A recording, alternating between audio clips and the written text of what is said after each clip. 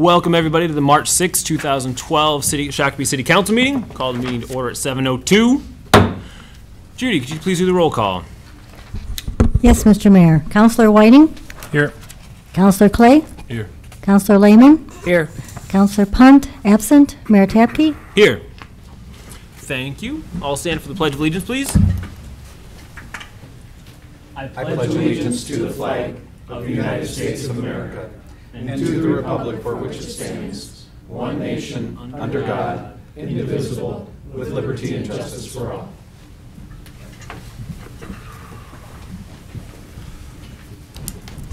All right, item number 3, approval of the agenda. Are there any additions or corrections to the agenda?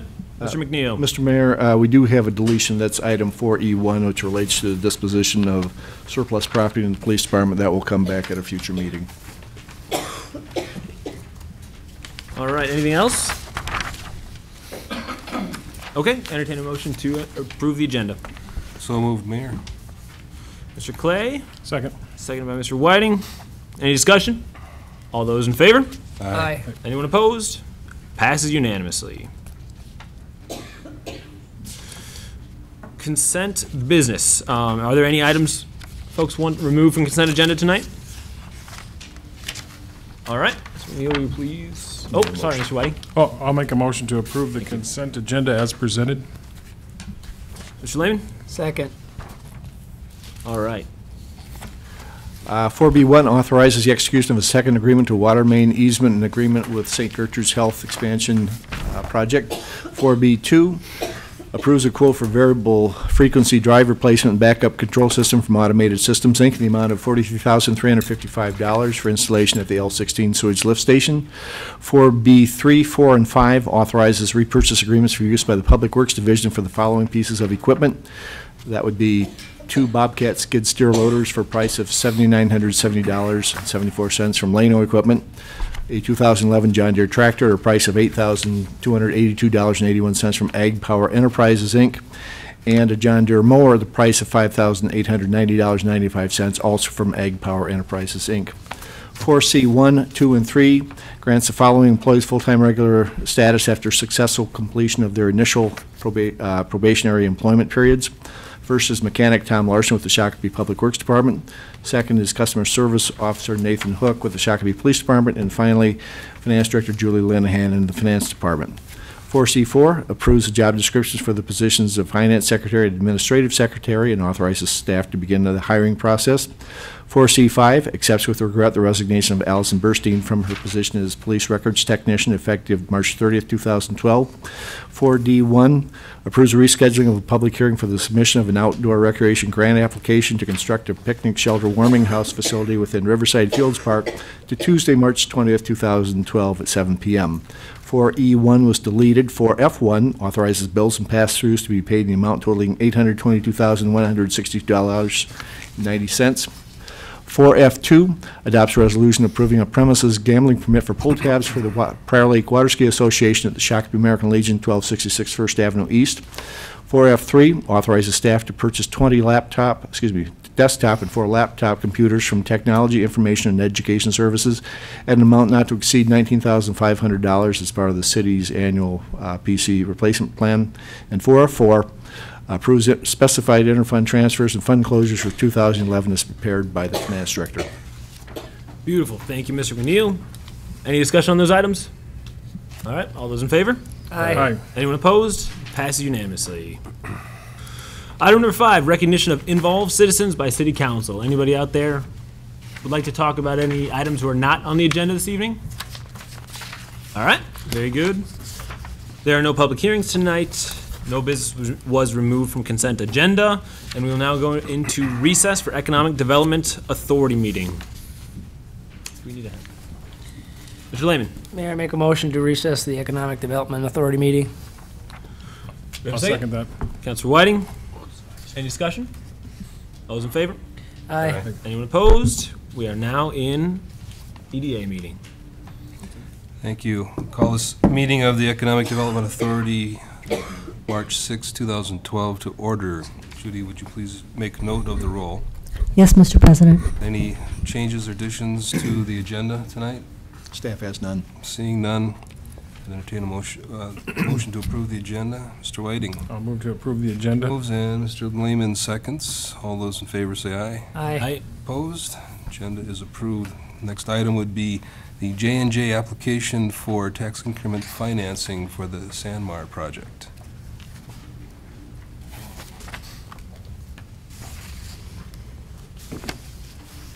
Thank you, Chair and members of the EDA.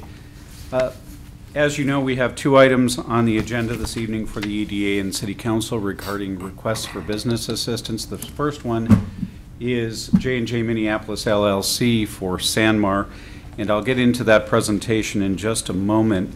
But I want to note a couple of things. We do have representatives here, I believe, from the representatives of Sandmar, if you have questions for them.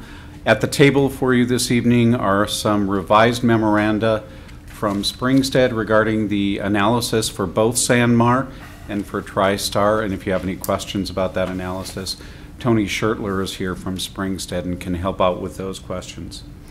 Before I get into the presentation, however, I want to make some introductory comments because in the last couple of weeks I've had some interesting conversations about how these projects developed and where business prospects come from for the city of Shakopee.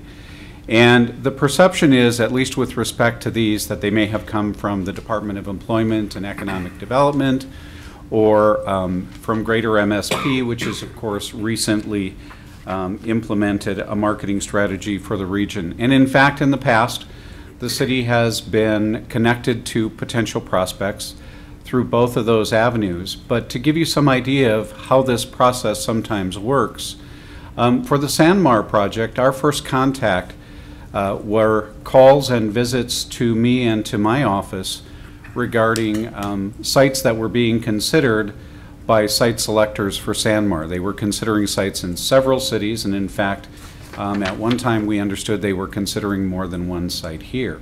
And so typically what happens at the front end is I and the rest of staff respond either verbally or in the form of letter with some kind of statement of about what kind of partnership the city might offer and what benefits Shakopee would offer. And that was in fact the case here. It led in the fall of last year to a meeting that involved our mayor as well as other appointed city officials with Jordan Lott and others who've been involved in the process. Now, just to cover the second project that we'll be dealing with tonight, my first contact with that project actually goes back to February of last year when we received a letter from someone who is apparently working as a site selector for that company. And again, they were looking at several sites, including sites in the community in which they're located. And our first response was a letter that came from my office after review by a couple of other staff internally and the mayor to make sure it was consistent with our policy and practice. And part of the problem with that process for us is that initially when companies are doing site selection, it is a very sensitive and confidential process. So it was some time before we could talk about it publicly. But in both cases, eventually there were meetings with representatives of both the city council and the businesses directly. And that led, fortunately, to an ultimate decision to pursue sites for both of these companies in Shakopee. They both made requests for assistance, and as EDA this evening, you're asked to recommend to the City Council whether to move forward with the request in the case of Sandmar for tax increment financing. So with that, I'll get into the specific presentation for Sandmar.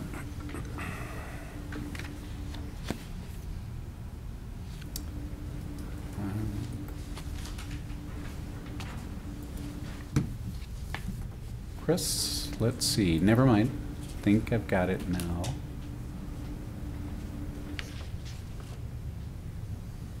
How do we go to view slideshow?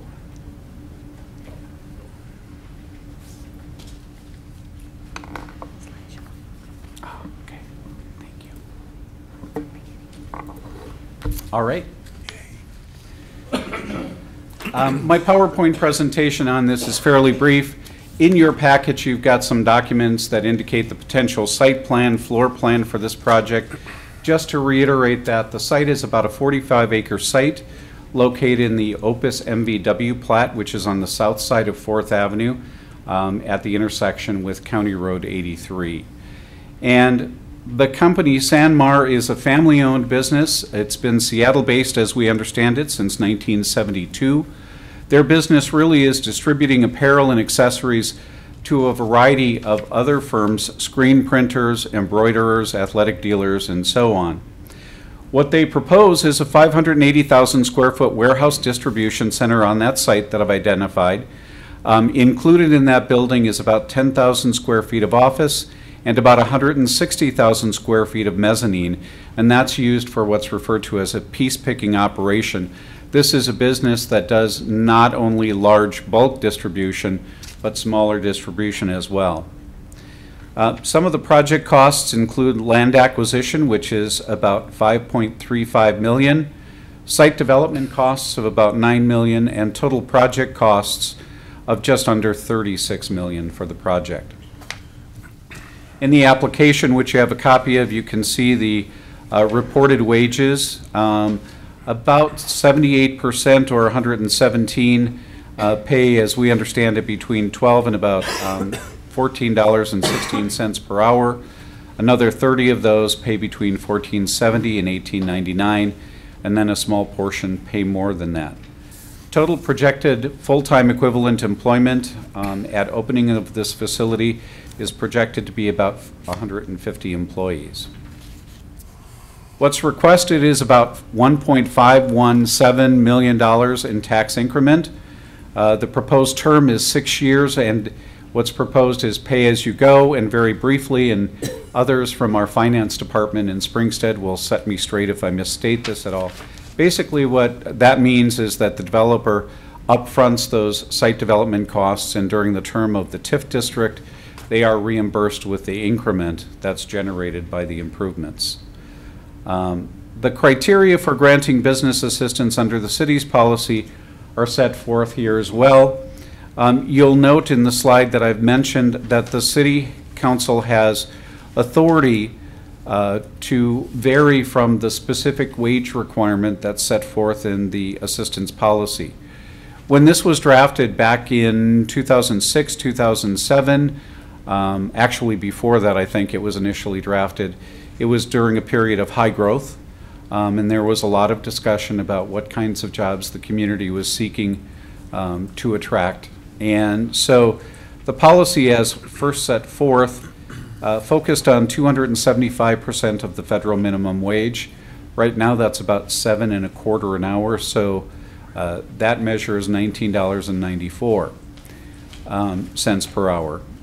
The council can approve a deviation from this standard, and if you do so in this case, I would suggest that you do so first on the basis that there are a large number of jobs being created with wages that are significantly higher than the minimum wage, and that indeed these wages by themselves are consistent with or higher than the industry segment, in other words, the warehouse distribution industry that they're in. In addition, you know from the application that there are benefits that are associated with these jobs in addition to the wages.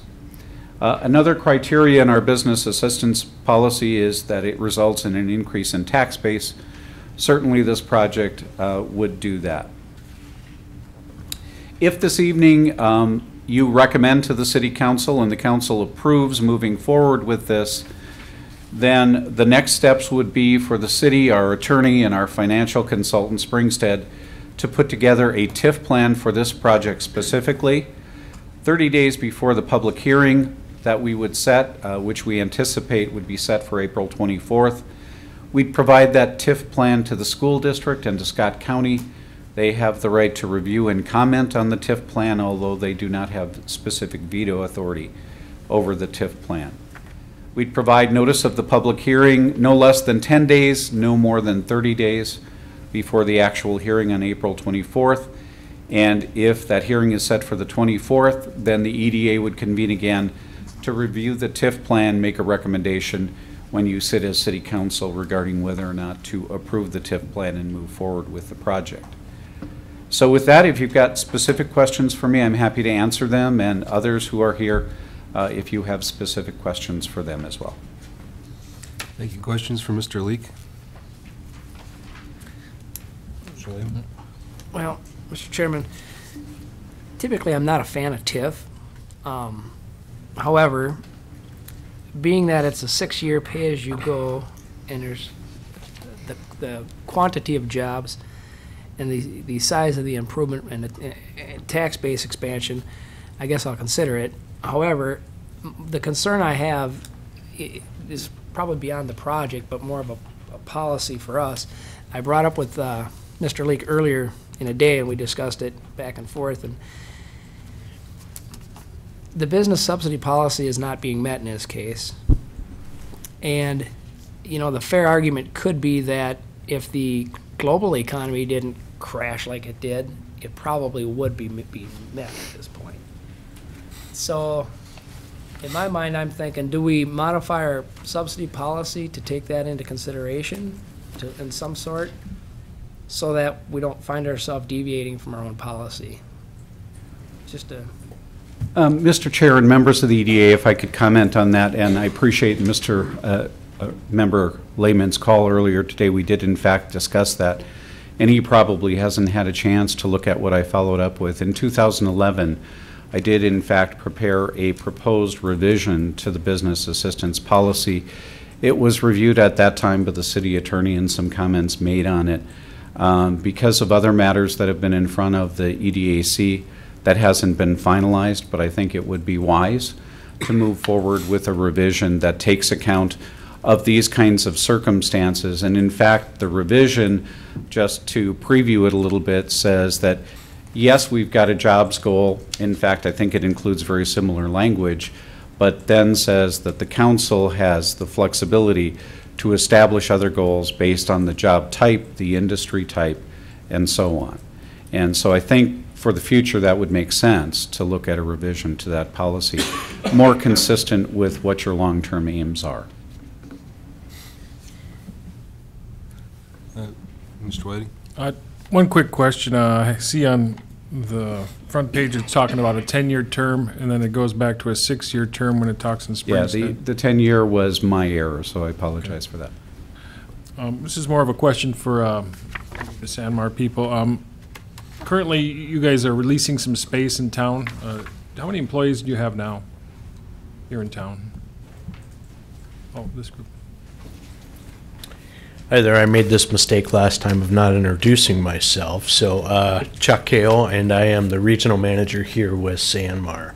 Currently, right now, we have 3 full-time employees, and we are in the process of hiring as we receive product into this facility as we speak. We do have an HR person as part of those 3 that are employed, and she is spearheading the employment there. Can I go ahead and follow up? Yeah. You expect, looks like it was 100 employees or roughly in that area? 100 to 150 would be our goal, yep. This would be over the next few years? Yeah, you know, I come from the sales side, so, you know, I have aggressive plans, obviously, and the more that we grow here and the more that we, the more employees we will need. So starting out, we envision it to be around 150, only to go up, you know, as high as maybe 200, 250, 300 at some point. That's my goal, and we are certainly building to accommodate that.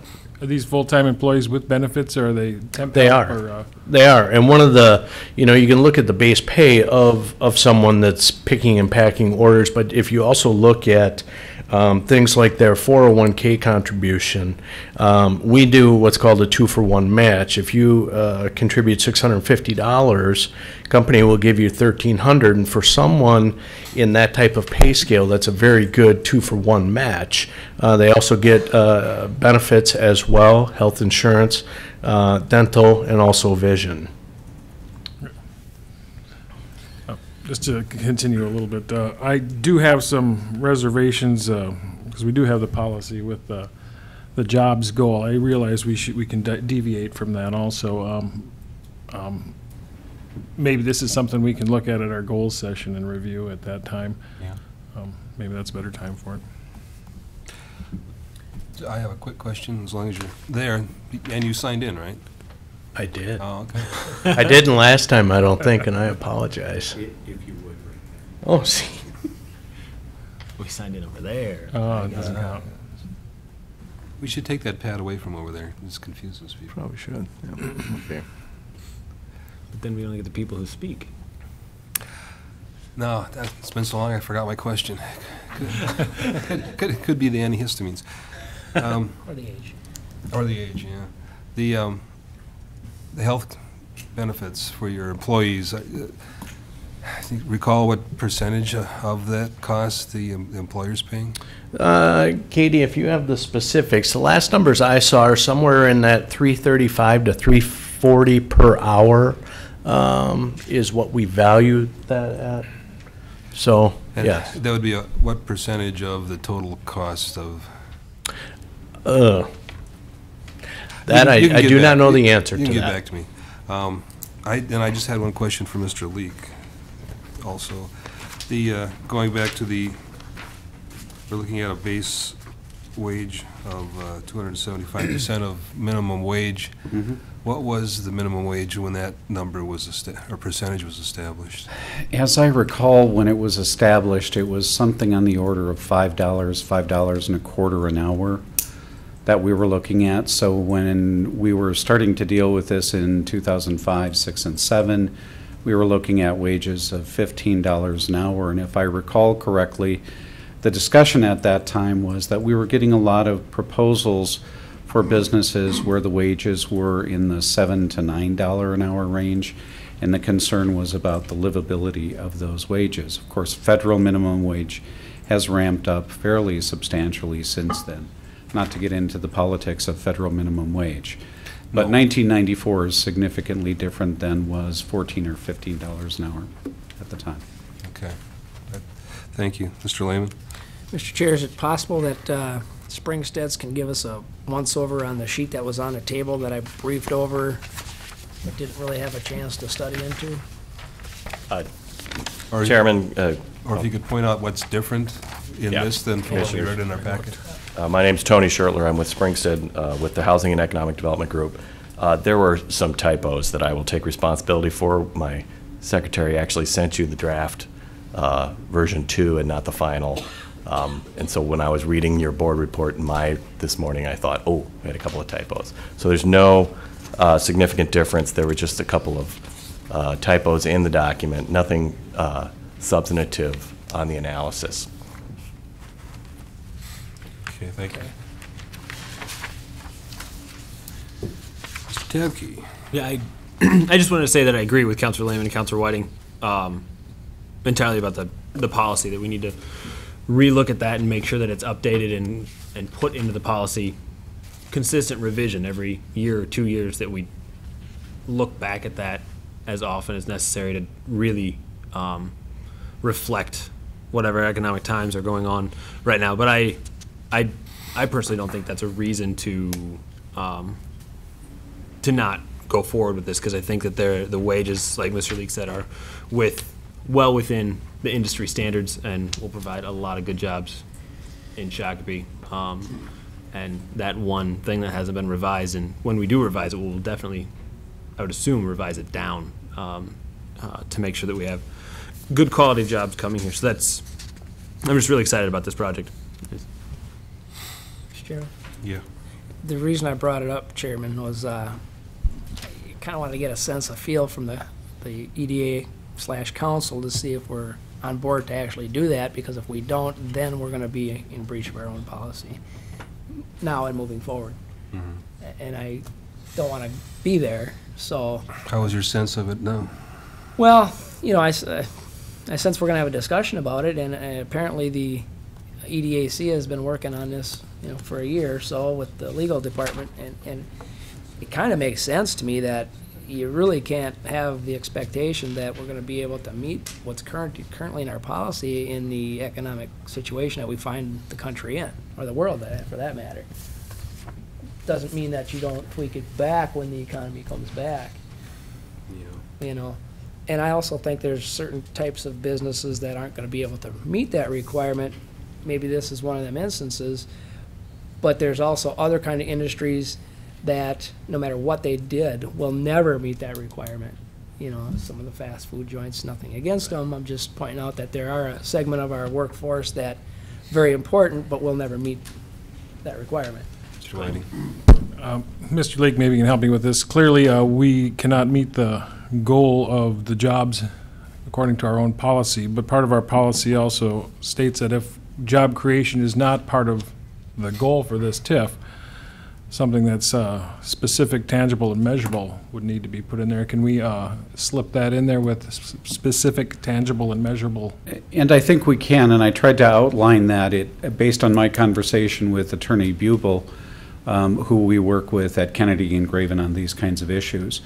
And the suggestion is that it would still be job creation, but that in talking about job creation, you'd be noting that the wages may not meet 275%, but they are substantially higher, nearly 100% higher than the federal minimum wage, and consistent with or higher than wages in the industry segment, the warehouse distribution industry, and in fact carry with them fringe benefits. So what Attorney Bubel suggested is that the council and the EDA make explicit that they are varying from that 275% standard for those reasons. Lots of job creation, well above minimum or federal minimum wage standards, and additional fringe benefits associated with those jobs as well. Just one, do you have another comment? Yeah, I just want to say that also when we re-look at the policy, we need to make sure that that includes not just strict wages, but wages and benefits as a portion of that, because I think that Sanmar's clearly put forward that they do exceed that when you include the entire package as opposed to just a strict wage. I think that another aspect of that discussion should be what kind of training or education beyond a high school diploma is necessary for those jobs in that category. I keep reading, especially over the last 6 months to 12 months, there's been a lot of articles in business journals and business sections of newspapers talking about there being a lot of workers looking for jobs that don't require much more than a high school education, and also a shortage of skilled tradespeople. So I'm not going to get into a discussion tonight here about how many jobs Sanmar is talking about creating would be fillable by someone with a high school education. And let me just note a little tongue-in-cheek, I have an adult son who, after graduating with a psych degree, probably would be happy with the wages that are offered, with the kind of jobs that Sanmar has in place. One learns that a psych degree doesn't qualify you to work at much. And that was true for me, by the way, when I graduated with a Metro Urban Affairs Studio Arts degree, so not really picking on my son. Let me just note, though, because of the discussion that I would be happy to have with me for the goals discussion that you've got scheduled, a copy of the draft that we've been working on, and we can talk about those specific kinds of items that you've outlined in that connection. I would add that a bachelor's degree in psychology is an excellent primer for being on a city council. It's an excellent primer for many things, and by the way, I have 3 people in my family in the psych area, so I don't like going home much right now. I'm seeing a couple hands, and I'm hoping it's for a motion. Well, I was just going to make one comment, and then I'll make that motion, but can we not utilize the $30-some million at the end of the project 6 years from now as a tax base increase benefit to the city? Members, I think you would specifically be making the recommendation to City Council, and when you act as City Council, noting that that is one of the reasons why you support moving forward with tax increment financing for this project. Job creation certainly under the conditions that we've talked about, but significant tax base increase. Remember, this is a plat that was created back in 2001. The property has been vacant since then.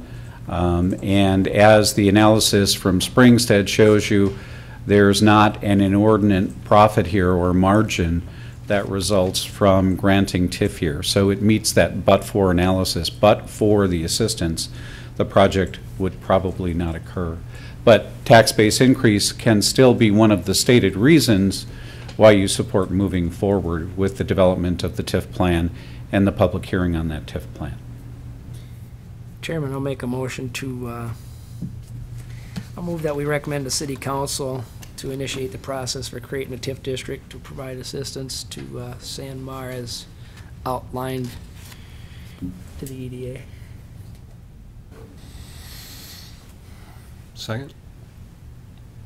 I'll second that. Seconded by Mr. Whiting. And I'll note my rationale, Mr. Chair, Discussion? Go ahead. is the increase in the tax base, the quantity of jobs, and the pay structure of the jobs are above the comparable market rate for them jobs.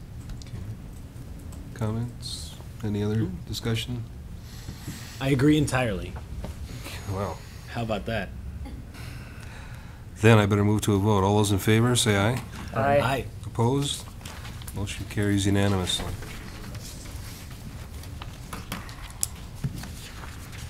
Next on the agenda would be the TriStar Incorporated application for business assistance in the form of tax abatement.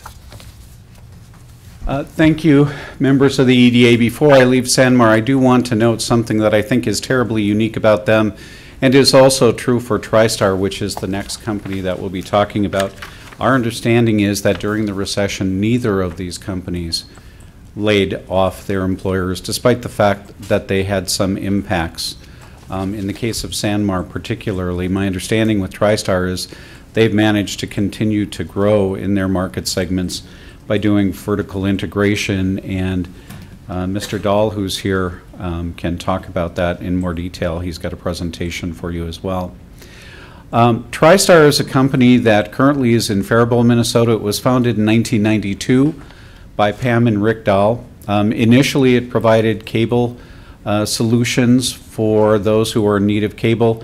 As I said, it's really expanded the scope of what it does and provides power solutions for a wide range of applications, everything from rapid response, natural disasters, to special events like the Super Bowl.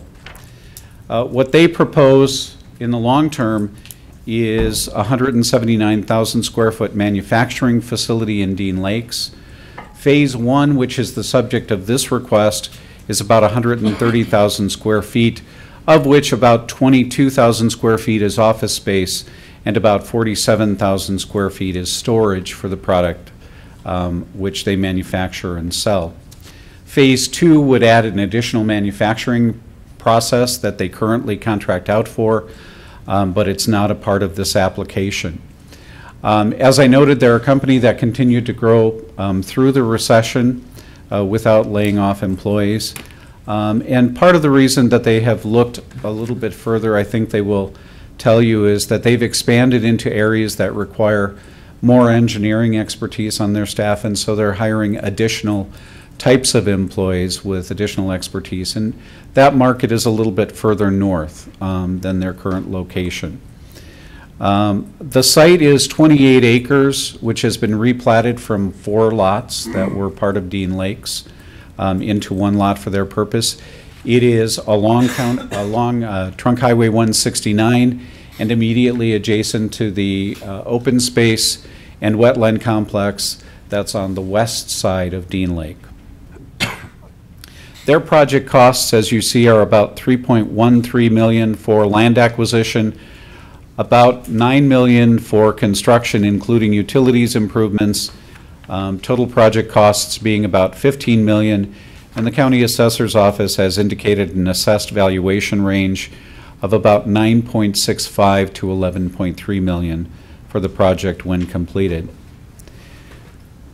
They are in a different segment than the previous business that we talked about, Sanmar. As I said, it's manufacturing.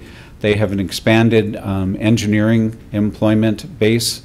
And so you see the wages trend higher than they did in the previous case, with, I believe it's a majority of the current employees, about 60%, being above that 275% of federal minimum wage level. In this case, they're requesting tax abatement, which is similar to TIF in the way that it operates. Doesn't have all the same requirements. Historically in our community, when tax abatement was used, it was the city's portion only that was abated. The intent here is to make application to the county to abate their portion of the property taxes during the term of this tax abatement project. Total amount of abatement requested is about $1 million. And it's our understanding from working with Michael Sabota at the county that the county board is amenable to partnering in this tax abatement request. What will happen is if you decide this evening as city council to move forward, my understanding is that they will then submit an application to the county, and between staff at the county and the city, our consultants, Springstead, and our city attorneys will try to coordinate the two abatement review processes. We do have some differences in those processes.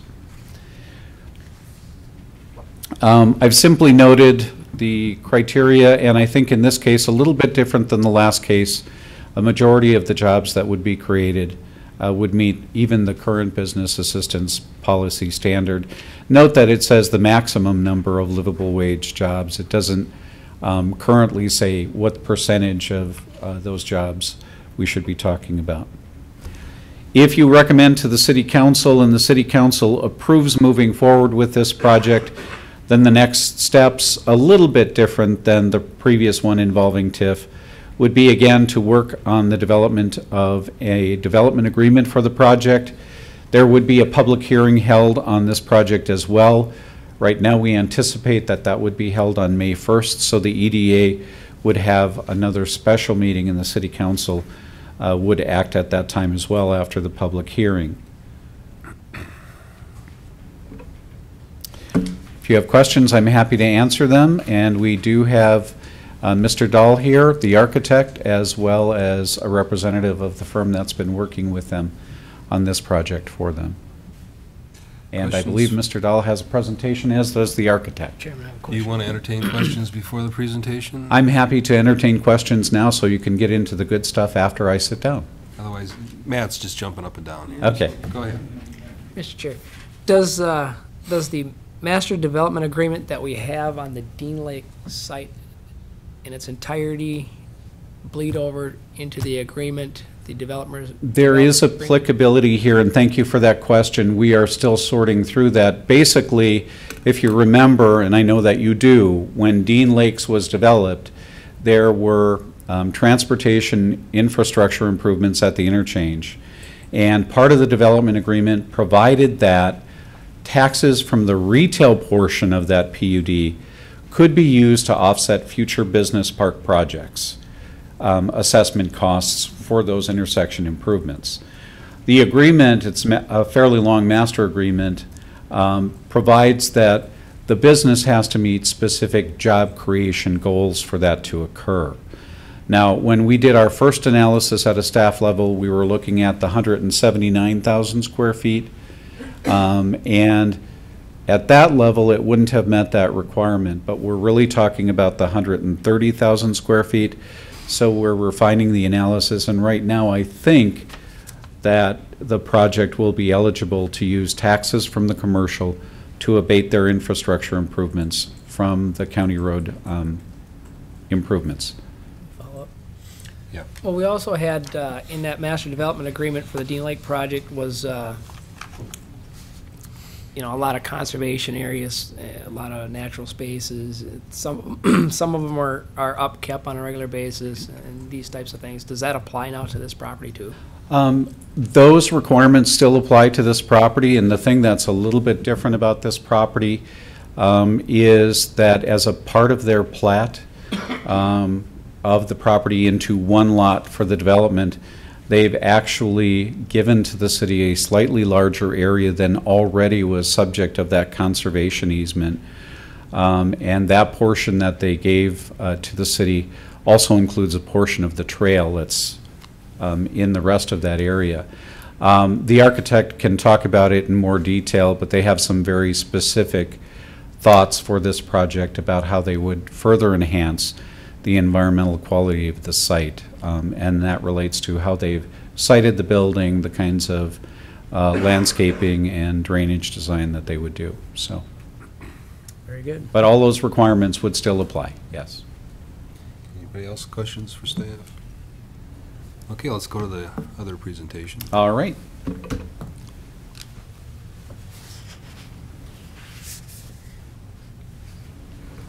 Oops.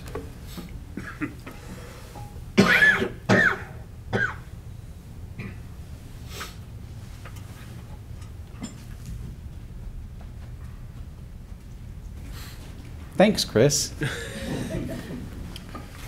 I tricked you. I saved him to the desktop. Ah, gotcha.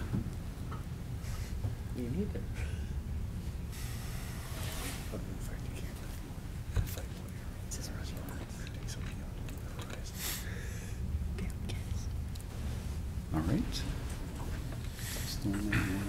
Okay. Okay. That's the architectural one? Leave it up, I don't need it. Okay.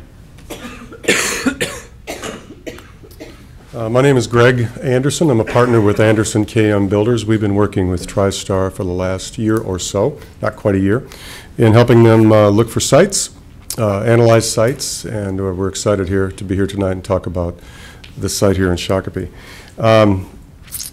Mr. Mayor, Mr. Chairman, and members of the EDA, we tonight have a brief introduction of the project. It was in front of the EDA Advisory Committee a while back, and we are here again tonight to kind of dust off the review and show it to you again.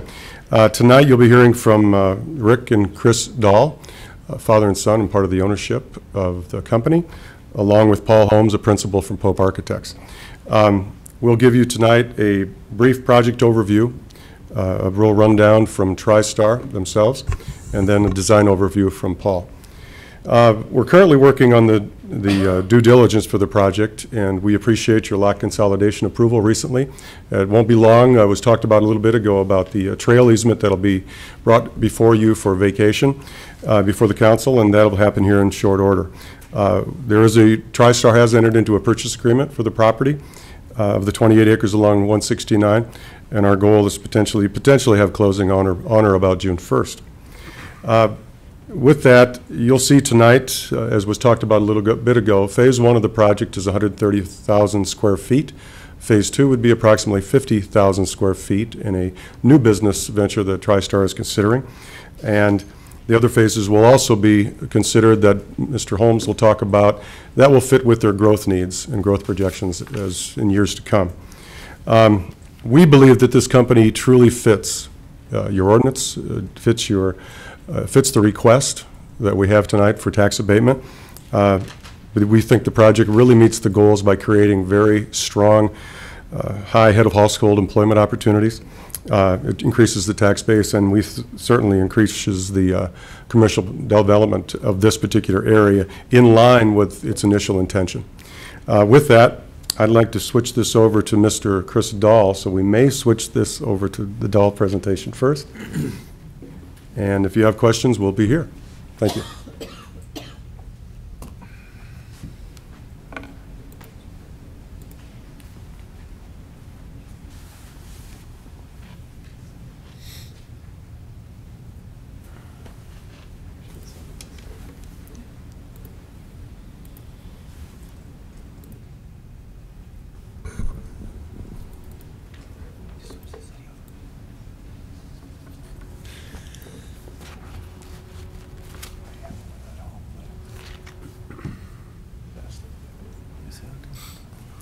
I thought I saved it for you, but it's...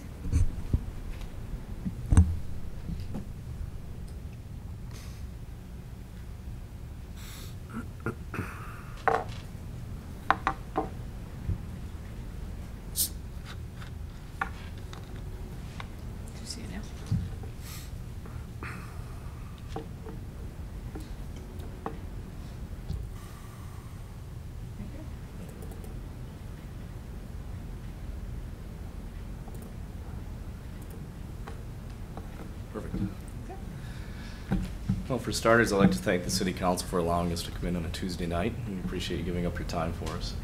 My name's Chris Dahl. I'm one of the 2 vice presidents at TriStar. His job responsibilities include market strategy, strategic development, direction, and I also oversee our power group, which is part of the reason why we're here. We go through this presentation briefly and just kind of go through a quick agenda of what we are, why we think we're important to this community, and what we think we have to offer that makes us a good candidate for consideration. For starters, I'd like to kind of define how we're different, because I believe we have a difference and a story to tell with that. Things we try to do that we try to concentrate on is we really try to create an overall corporate strategy, what I call often a purpose, a reason to exist. Why are we here versus somebody else? We're not a Me Too company. We really like to get ourselves out there and define that, because it defines who we are and it defines our careers that people get the opportunity to have. To do that, we take a lot of control over the process, over the product. We also develop a culture, which is coming in the last few years, and we're very concerned about maintaining that culture as we grow our employee base. Right now, the people we have are the culture, and how do we continue that 5 years, 10 years, and down the line. We do employee engineering, which is new for us in the last couple of years. And through that, it's given us a lot of new equipment that we've been able to invest in. We add raw materials, all getting down to controlling the quality, controlling the process. And I'll step back a little bit, because I think one of the things that we put a lot of value in is maintaining consistency in our manufacturing process. And then if you have questions later, I can get more into the detail on that. One of the things I do like to say when people come through, if we can maintain consistency, it doesn't necessarily mean that it's going to be consistently good, but we can analyze it and fix it. I can't fix something that has 9 people doing 9 things and try to figure out what it is. I can fix something when we're all on the same page, going the same direction. We can improve on that, and we really strive every day to find improvement. And more so than any, we understand our market very, very well. And we're very in tune to the end users of our market. We converse with them on a regular basis, and we even hire from within that as well to try to have more of a crossover between the companies. We like to say we're really a culture of people. You hear that word a lot. We drive towards a common cause, and we wake up every single day excited to go to work. And that's just not the hierarchy of this company. That really is from the ground up and from the top down, all the way through. It's a uniqueness.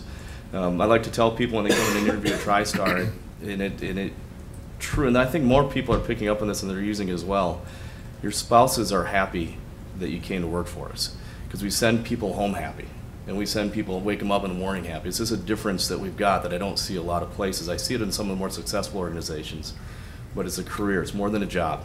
It takes care of the family needs from an income standpoint, but it takes care of the emotional needs from the spousal standpoint in the family, and I think that's important for our culture. You get this slide here gets into a little bit of that as well. We develop a lot of ideas. We turn it into solutions.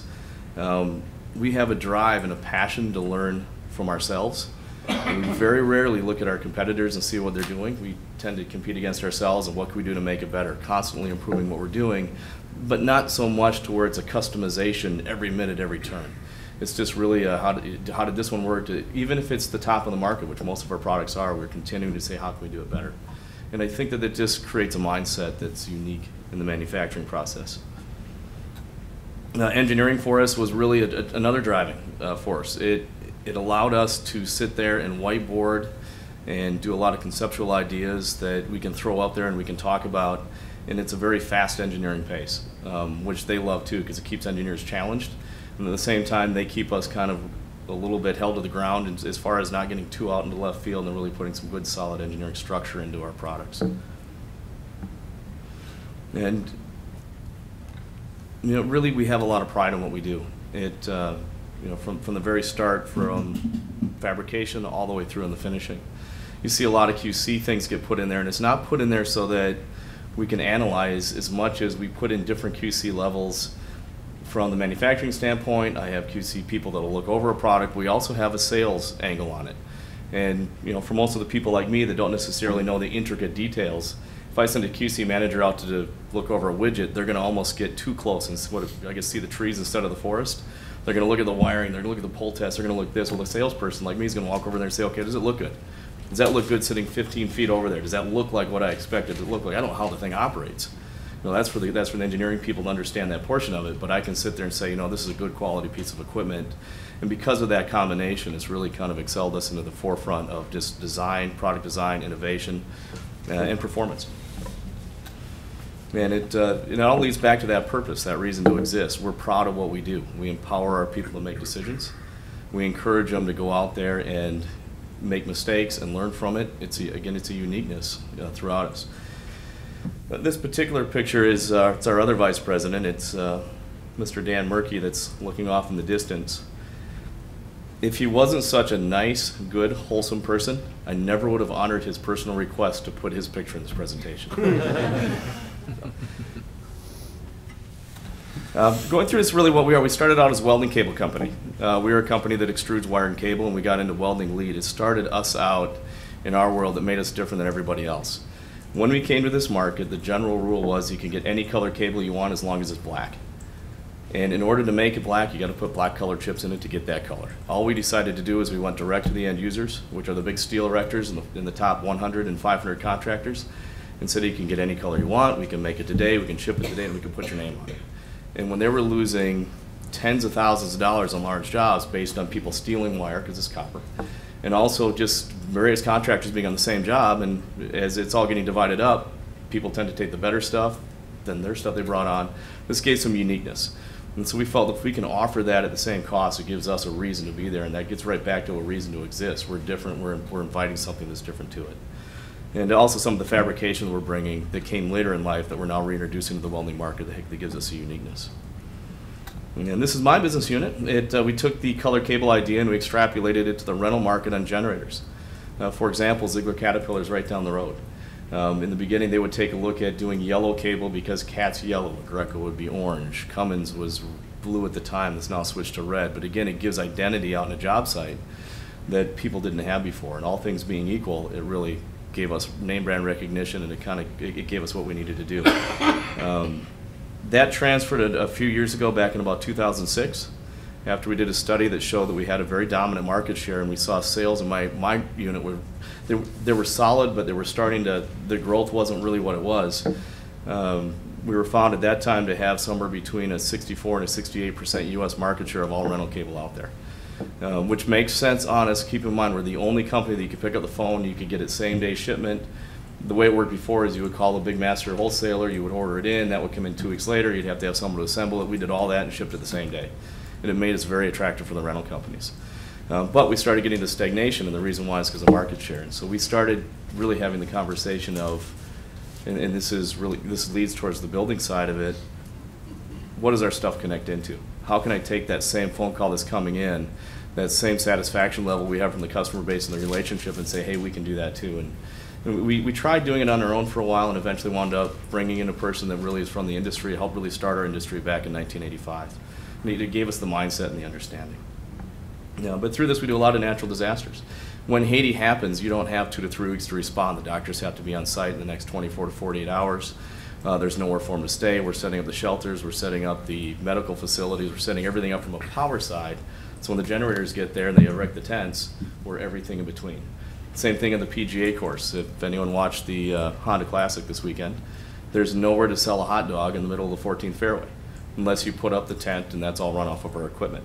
Super Bowl halftime show, one of our favorite shows that we do through LD Staging, is you sit down and ask the question, what happens when you watch the football players leave the field and all of a sudden there's this massive stage with pyrotechnics 8 minutes later and 5,000 people on the middle of it? Well, that's all run off of our temporary cable and our power, and we're putting this Lego stage together. And then all of a sudden it's done, and next thing you know, they're out punting and throwing the football around again. So it's a lot of speed, and it's a lot of creativity and engineering has to go into making this happen. It's also why you see these shows getting more grandiose for the last 10 years, because we're getting better and better and better at it, and it's becoming a lot of fun. Matter of fact, I'm probably the only one in the company that doesn't like watching the halftime show anymore, because I just want to, did it go on? Is it done? I don't want to know. I usually kind of take off and do dishes or something in the kitchen when that's happening.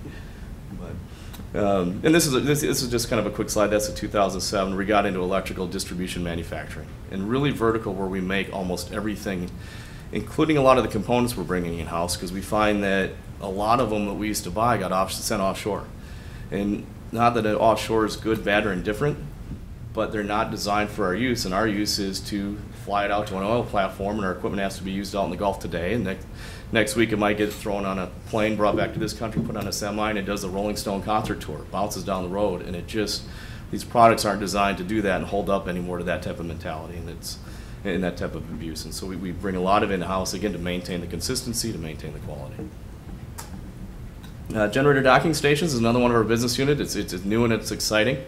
This is one that, if I'm not sure what this facility has, but I'll pick on one downtown that doesn't have a way, if the power goes out, how do you turn it on? The way it worked before is you call the utility, you call Ziegler, they bring on a generator, where's the electrician? It's this long process of getting it all wired up. Now, we created something where you can put a box on the outside of this building, literally as soon as Ziegler shows up, and in a matter of about 5 to 6 minutes, we can get the power back on. And we can disconnect it just as fast. And so it's a unique thing that's out there that's bringing power availability well beyond data centers and hospitals and some of the more critical load type applications. We do a lot of utility grounding cable, which is another one of our business units, very strong and it's very growing. Including, you can't really see it real well, but we're the company that has brought to the utility market glow-in-the-dark cable, where it looks completely clear, or in some cases black in the middle of the day, and at night it glows like a glow stick on Halloween. And so it gives something, if it's lying out on the ground, it gives some visibility to it where they can see it for trip hazards and everything else if there's some things happening in the utility world. I'll just touch on military real quick. As you can imagine, if we do a troop rollout in whether it's Afghanistan or Iraq, a number of them in Somalia right now, you don't put them up in the Hilton. You got to put them out somewhere, and you put them in the middle of a flat desert area. We provide a lot of the equipment, distribution equipment electrically, and the cable that helps funnel that and helps turn those job sites on and turn the operation centers on. It's another very growing, very fast-moving business unit for us. Future business units, we just came out with Whole Hollywood, kind of an entertainment line. Hollywood Entertainment for us is if they do a movie shoot on the middle of, let's say Prior Lake where I live, and they're filming that like Grumpy Old Men, or it's somewhere out, in the mountains. Again, there's no power available, so we power up a lot of those events also. And with that, that's kind of our overall, getting right back to culture, to quality, to giving our employees a reason to want to wake up every day and just show up. It's more than a job for us, and it really is from the bottom up, top down. So with that. Questions? Very thorough. Thank you.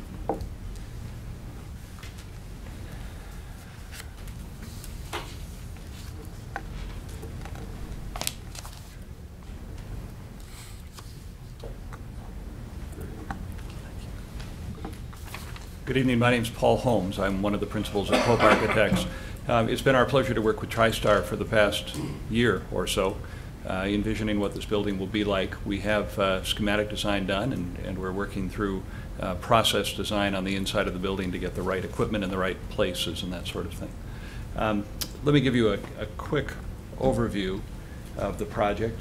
This is the 28-acre site. The building is located on the western edge of it in order to preserve as much of the existing wooded area as possible to the east.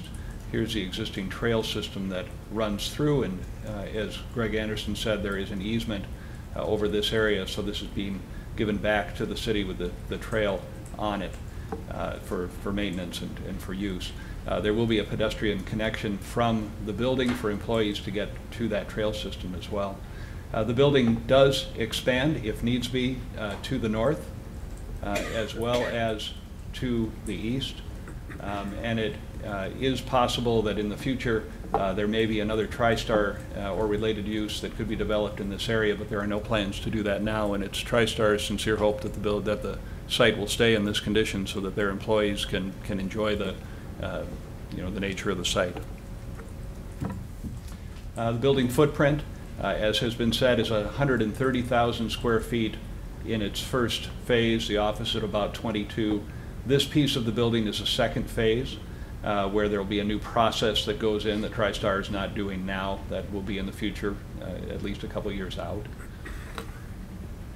The office area is designed to take best advantage of the views to the south and west of the wetland and the woods. It's primarily an open office interior. The building will be designed with sustainable principles and methods. The plan is to LEED register the project and LEED certify the project as well. These are exterior elevations, and I think the exterior architecture is probably better understood with some of these model shots. The main manufacturing and distribution portion of the building is skinned with precast concrete sandwich panels, a high-quality architectural panel, lots of natural light coming into the facility where we can get it. The office area is steel framed and skinned with natural stone, brick, and metal panel. This is a view of the entry where there'll be the natural stone features. The office area roof that lifts up and is shaded for summer sun, but this is will be hopefully quite a vista out of that office to the wooded area and to the wetlands beyond. And then you can see on the eastern side of the manufacturing building as well, there's an attempt made to really bring a lot of daylight and a lot of views in, not only to the office, but into the manufacturing area, so that those views and the amenities of the site are shared with all the workers that are there. That's the last of the architectural slides. I'm glad to answer questions that you might have about architecture or site design. Smoke, noise. Let me let Rick Dahl and Chris Dahl answer that question. Odors, smell, anything of significance we should know about? Good evening, Chairman, members of the council. My name is Rick Dahl, and I'm more than happy to answer all of those questions. And if I can answer that, it should be smoke, noise, water pollution, all of the above. We have no emissions whatsoever in our operations. We have been visited by the EPA a number of times. The amount of disposable annual stuff that we take to the landfill would fit in less than a 5-gallon can, a 5-gallon pail. We dumpster, a blue dumpster once every about 2 weeks. It all can go to landfill. Even that we go through to see if there's other things that we can do with it, because we have people in our employ that have a real interest in that. So there's nothing in the water. Our water bill, you might be disappointed to know, is typically about $200 a quarter. Everything is contained within our own systems, but there is some evaporation there, so we do add water back to it. Of course, we have the toilets and other things. We don't think we pollute at all, but the footprint that Hope Architects tell us, that Paul Holmes tells us, is the energy. We use a lot of electricity. So in this development, we're hoping to contract for sustainable energy to come in to reduce our carbon footprint. So that's for us, that is the big obstacle to overcome. We have no noise either, so you can be right up next to the facility. In fact, our facility today abuts a residential area in the back, and we've never had a complaint on it. Okay, thank you. Mr. Chair? I'll start with Mr. Whiting. Just a few questions on trucks. Is there a lot of trucks moving in on a daily basis? We get several trucks in the morning delivering goods to us, and then in the afternoon we pick up, generally from 3:30 till 6 is our pickup times. I would say the number of trucks, Chris can kind of help me here, in the morning would be, at this time, would be maybe 8, 9, and probably the same amount in the evening. So I don't think it's all right, to us it's a manageable number, but. Mr. Lehman? Well, first of all, before I came down here, I dusted off my 2003 Dean Lake project plan sitting on a shelf. I couldn't believe I still have it sitting on the shelf. And it actually shows in 2003 when we put that plan together, the office park along 169. And it shows the sizes of the building. It has a 50, a 50, a 50, 150, 150, 150. Your proposal fits right into that plan, and it's 10 years later. So apparently we did something right from a city standpoint and planned pretty well. although our plan showed us doing this in like 2009. So we're a little bit behind on that, so. I too was concerned a little bit about the truck traffic, but Councilor Whiting asked that question already. Are all of the trucks semi-trucks? I would assume some are UPS, FedEx, and these types of trucks. We do get UPS, we do get FedEx. Okay. We also get smaller tandem wheel trucks that take dedicated shipments for us. But I would say the bulk of what we get would be LTL semi-trucks. Okay. And the square footprint of the building, is that 130, or is the 130 include the kick out on that building? The 130 is the first phase plus the office area. The rectangle is Okay. 130 and that square is the other 50. Is the second phase, okay? We do actually, and it is our intent to go forward with the second phase. Mhm. But our feeling is when we move up here, we're moving a lot of equipment. We feel like we will lose some employees in the move, and we really don't want our flow to be interrupted. I mean, our customer flow to be interrupted. It should be seamless to us. And we feel there's going to be enough to do to train employees, hire new employees, get that workforce going on our existing lines without worrying about a whole new process. Once that's up and running, then we intend to add the next process. And that makes sense. On to the job business subsidy requirement. What is your vision on how this is going to take shape and how these jobs are going to come about? Some are coming up, I hear, from Faribault. I watched the EDAC meeting, so. And we tried to locate south of the Minneapolis or the Minnesota River because it would give our employees an opportunity to drive if they should so choose. Sure. Okay. That said, it's really hard to predict how many will make this trip. I would say Shakopee was the far corner of where we thought our employees would relocate to. On the higher end of our pay scale, I would say a great number of our employees already drive from Minneapolis down to the southern metro area down to the Faribault area. Chris lives 5 minutes from here. So he's driving every day the other way and without complaint. But on the other side of our workforce, the hourly rate employees, they're primarily from the Faribault area, so they would drive. We'll certainly incentivize our employees to do that. But I don't know whether they'll do that or not. Right. Let's do a hypothetical, if all your employees followed you to this move, would you be adding new employees? Yes. And do you have a number for that? Well, I can tell you that our business the last 2 years has grown 50% a year over year. This year we're growing 35% over last year. Last year was a 50% increase. That is doubling the size of our business every 3 years. Since we make everything, what we have to conclude is that our workforce goes right along with that at every level, including the management level. And we found that we thought we could grow to 35 million without adding 40 million without adding more people. We just find we can't do that. We have to add the skilled labor and the finance and accounting and purchasing and all the other areas as well as in the factory. So if you look at our growth the last 2 years, I think we have gone from 30 employees to 50 full-time employees and 30 full-time temporary employees.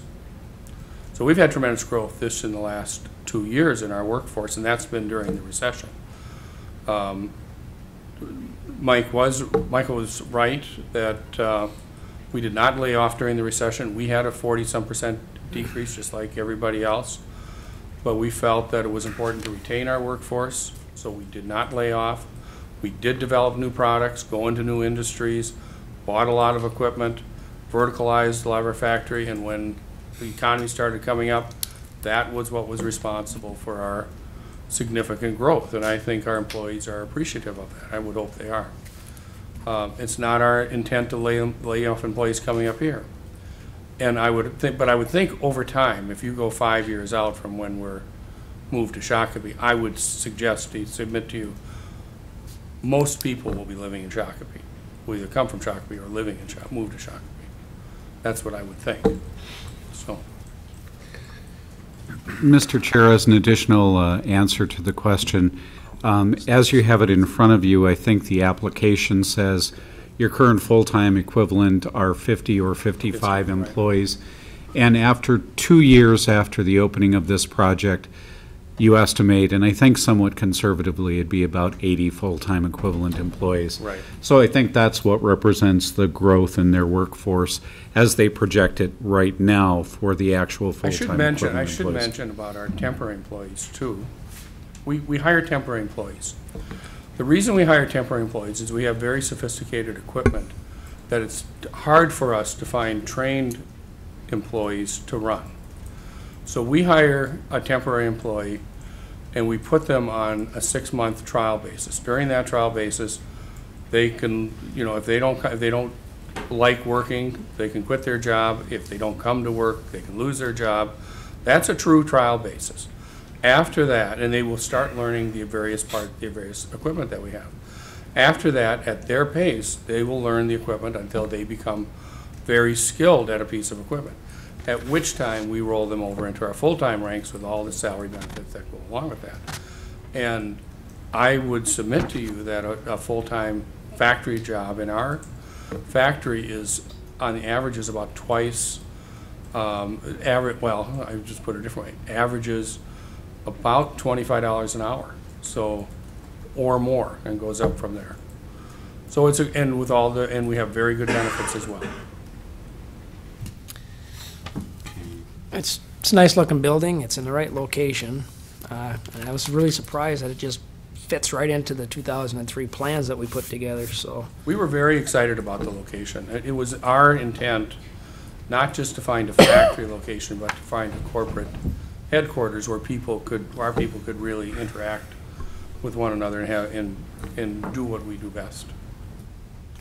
It was a real challenge for us to consider Shakopee at the same time too, or moving to Faribault, just because of our growth and who we are. We did have issues finding the appropriate land in the Faribault area, and we were really struggling getting mid to upper level education management interviews willing to come down to Faribault, especially if you live anywhere north of Burnsville. It's kind of a struggle. So what Shakopee offered to us that gave us the uniqueness of what we already have, it's close enough to the cities where we can draw that higher end or higher educated position, which we were struggling to fill, especially as we're adding engineering and we're adding purchasing and whatnot.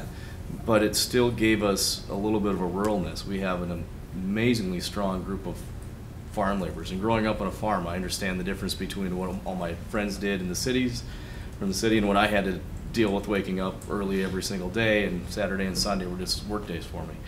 And we get that, and this community really gave us that opportunity to pull from that, and it also gave an opportunity for our existing people in the Faribault area to take a look at a second community that may fit that need as well. And I would like to add too, we were pleased when the Star and Tribune called and asked us if we would apply to be a preferred work place in Minnesota, a top employer in Minnesota.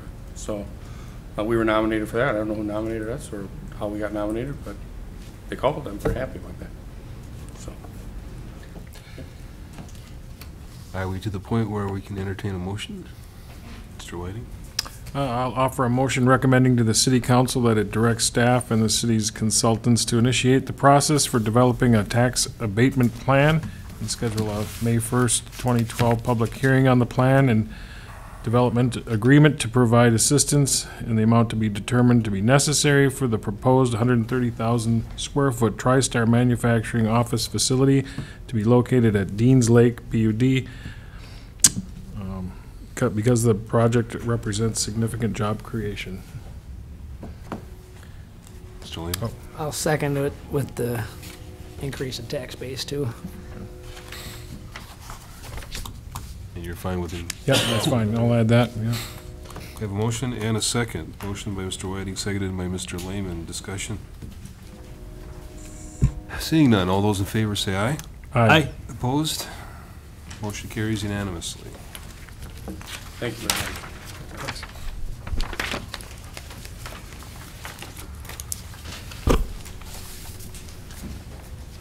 Last item on the agenda tonight would be appointments to the Economic Development Advisory Committee.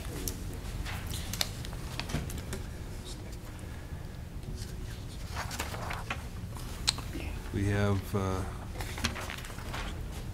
I think, just a resolution to pass here. Mr. Chair, there are 4 recommendations from the interview panel, which was held over the past 3 weeks. Those are Kevin Weatherall and Debbie Barber. For the 3-year terms, Mary Hernandez for an unexpired term expiring at the end of February 2014, and Ryan Love for a term expiring February 28, 2013. Questions for staff?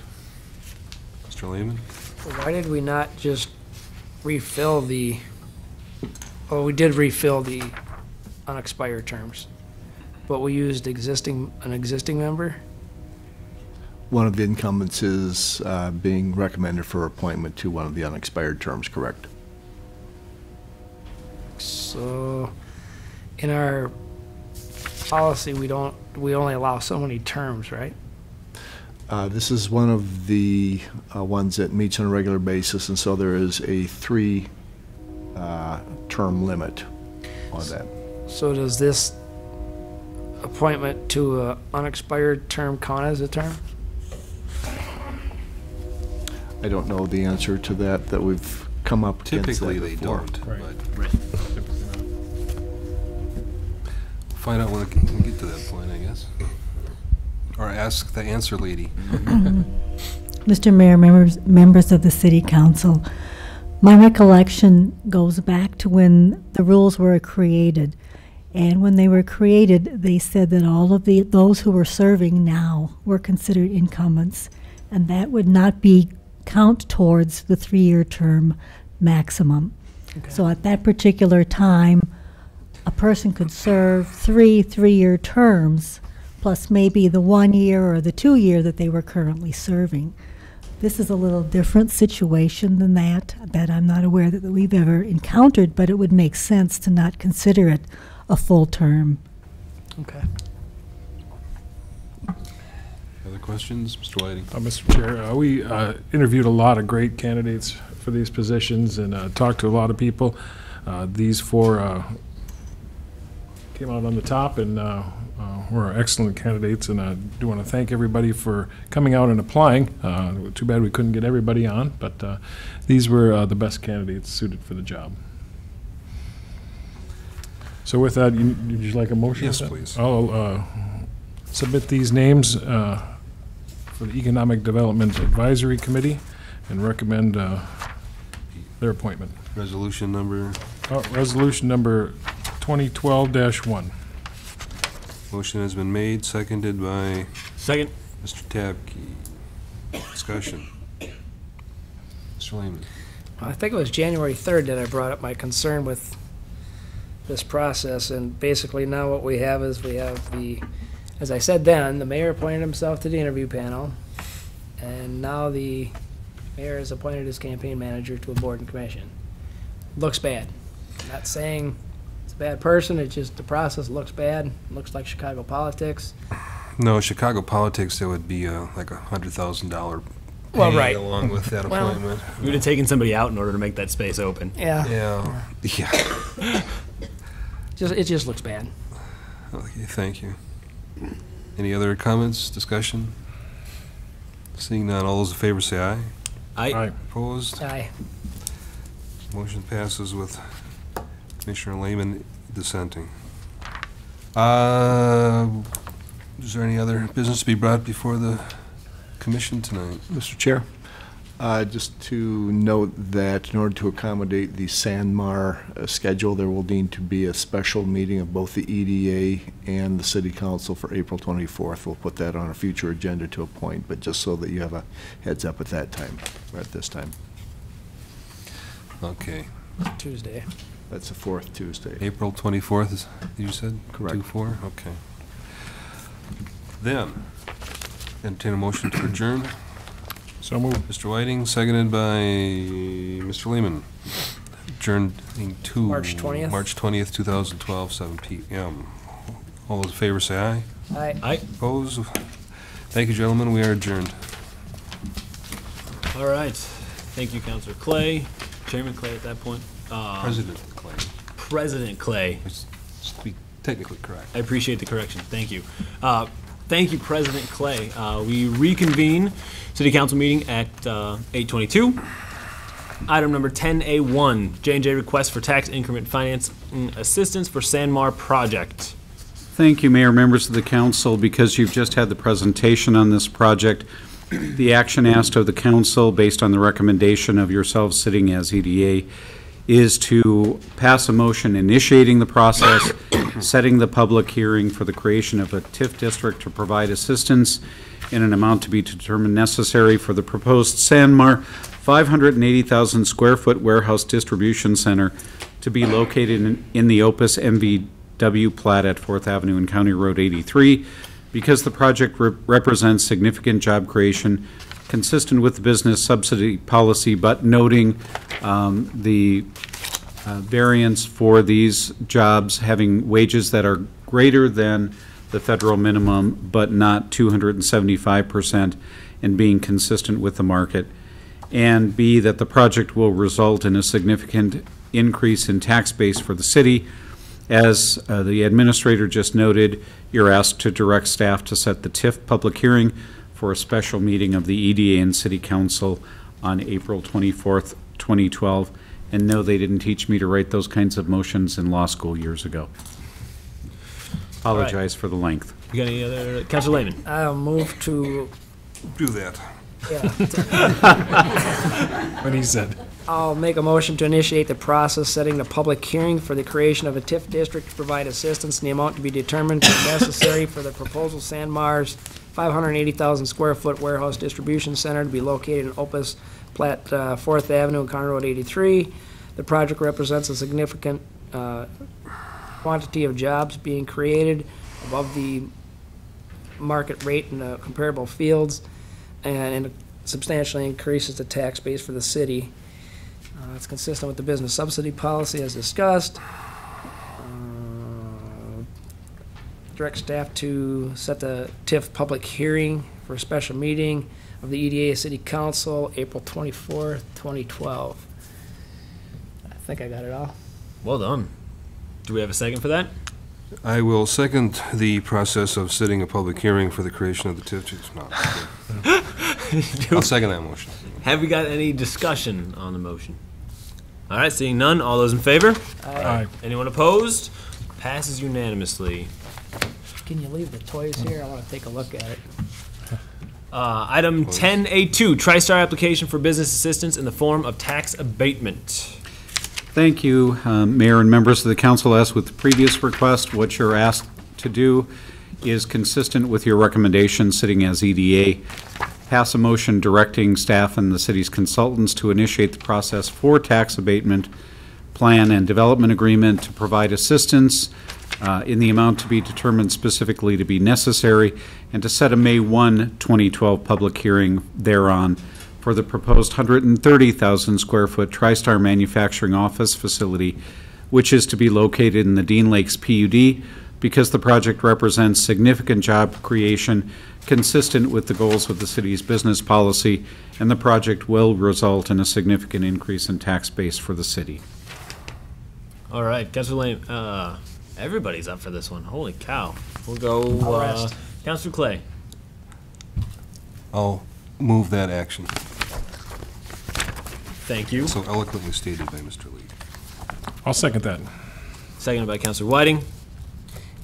Any discussion? Councilor Lehman. And the items of why we're doing this were significant job creation, increased tax base. Okay. And that's all noted in the motion? Correct? That's part of your motion, correct? Yeah. Okay. And the All right. public hearing. Any other discussion? All those in favor? Aye. Anyone opposed? Passes unanimously. Thank you much, everybody. I'd like to call a quick 5-minute recess just to say Thank you to our guests for being here, so they can get out of here. Make a motion for a 5-minute recess. Second. Second by Councilor Second that Whiting. 10-minute recess. 10 minute. Oh, I should have bumped that up. All right. Discussion. All those in favor? Aye. Anyone opposed? All right. We are recessed for 5 minutes.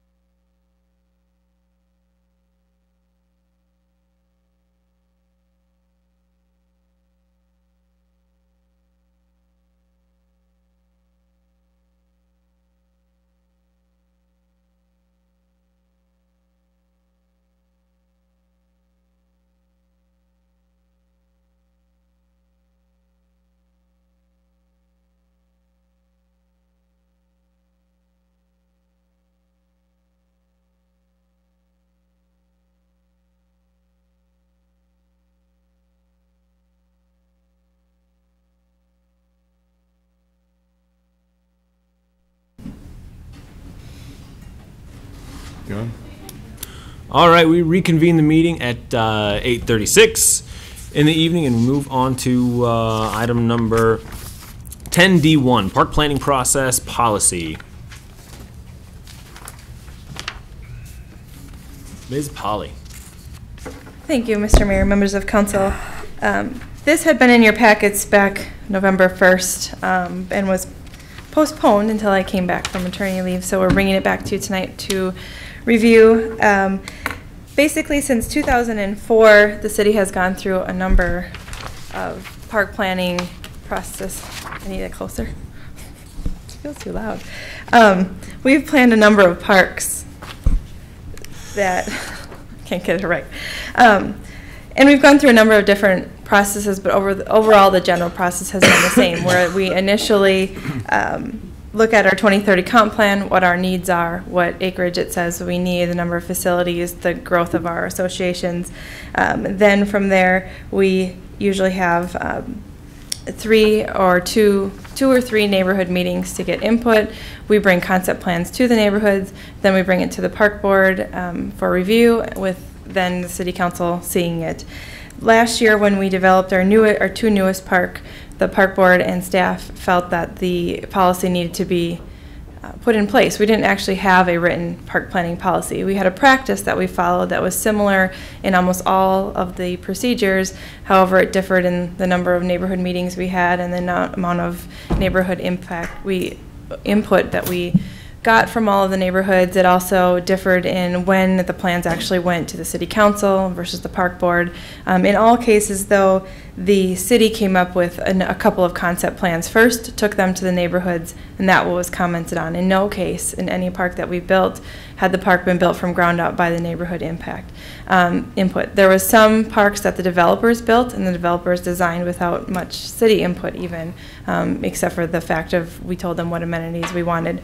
So after the long process of planning the two parks last year, the park board and staff did sit down, and we started the process back in June of 2011 once those parks were complete as far as the concept design goes, and we started talking about, okay, what worked and what didn't work in the planning stages of our last park planning practices. And I put those in your memo. Of some successes were that we did hold neighborhood meetings and we got neighborhood impact. Or I keep saying input. We felt that the neighbors were heard in many cases. We did multiple revisions. The parks are being built. Green Meadows Park was completed last year with the ball field and soccer field to be completed this year after a year of growth. They will be open completely next year, and Riverside Fields will be built this year.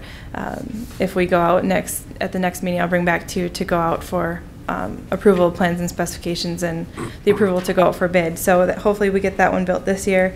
And then realizing that we did need to improve the park planning process and put a policy in place.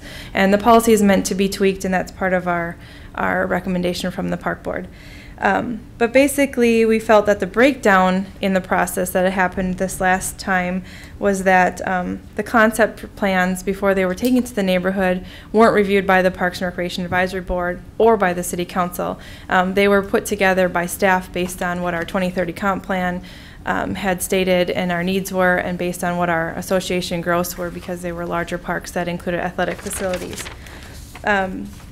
There was not a common ground. So the communication was a breakdown of what we felt we needed per the comp plan, relaying those from staff to the park board and the city council about what those needs were, and getting everybody on the same page.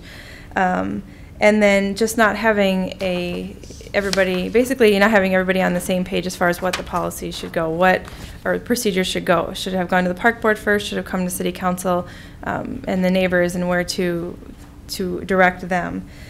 And we designed two parks at one time. Maybe that was a little bit too much to bite off at one point last year. Maybe we should have done one at a time. So throughout the time from June until October, we had multiple meetings on what this process should include. A lot of different input came from the park board as far as what to include, how many meetings, when we should get everybody involved. And we were directed as staff to go back and to put together steps. Clearly define 1 through X number of steps to be able to get the process to where we want it to be. So attached to your memo tonight is what the Park and Recreation Advisory Board is proposing to the City Council to adopt as our park planning process policy. And I can put this up here. There's two different processes because we basically have built parks two different ways. We built parks when there are no homes in the neighborhood yet. We build them with the developer before the houses get there. And then like our last two parks, we build them after the majority of that development is built up. And there's already neighbors living there, and they've been living around this empty open parkland for a number of years. So we basically have two different processes. We don't have a lot of open park space right now that needs to be developed where there's houses around. So at this point, we are in a pretty good position that if we want to build parks, and that's the recommendation of Park Board, is that if we want to build parks, we build them with the development before the houses come in, so that we know what's going to be there, we know what we're taking the land for, that sort of thing. But we did put in here still a policy for if we do take land, let's say we take land tomorrow, but we don't build it until 5 years and then the houses come.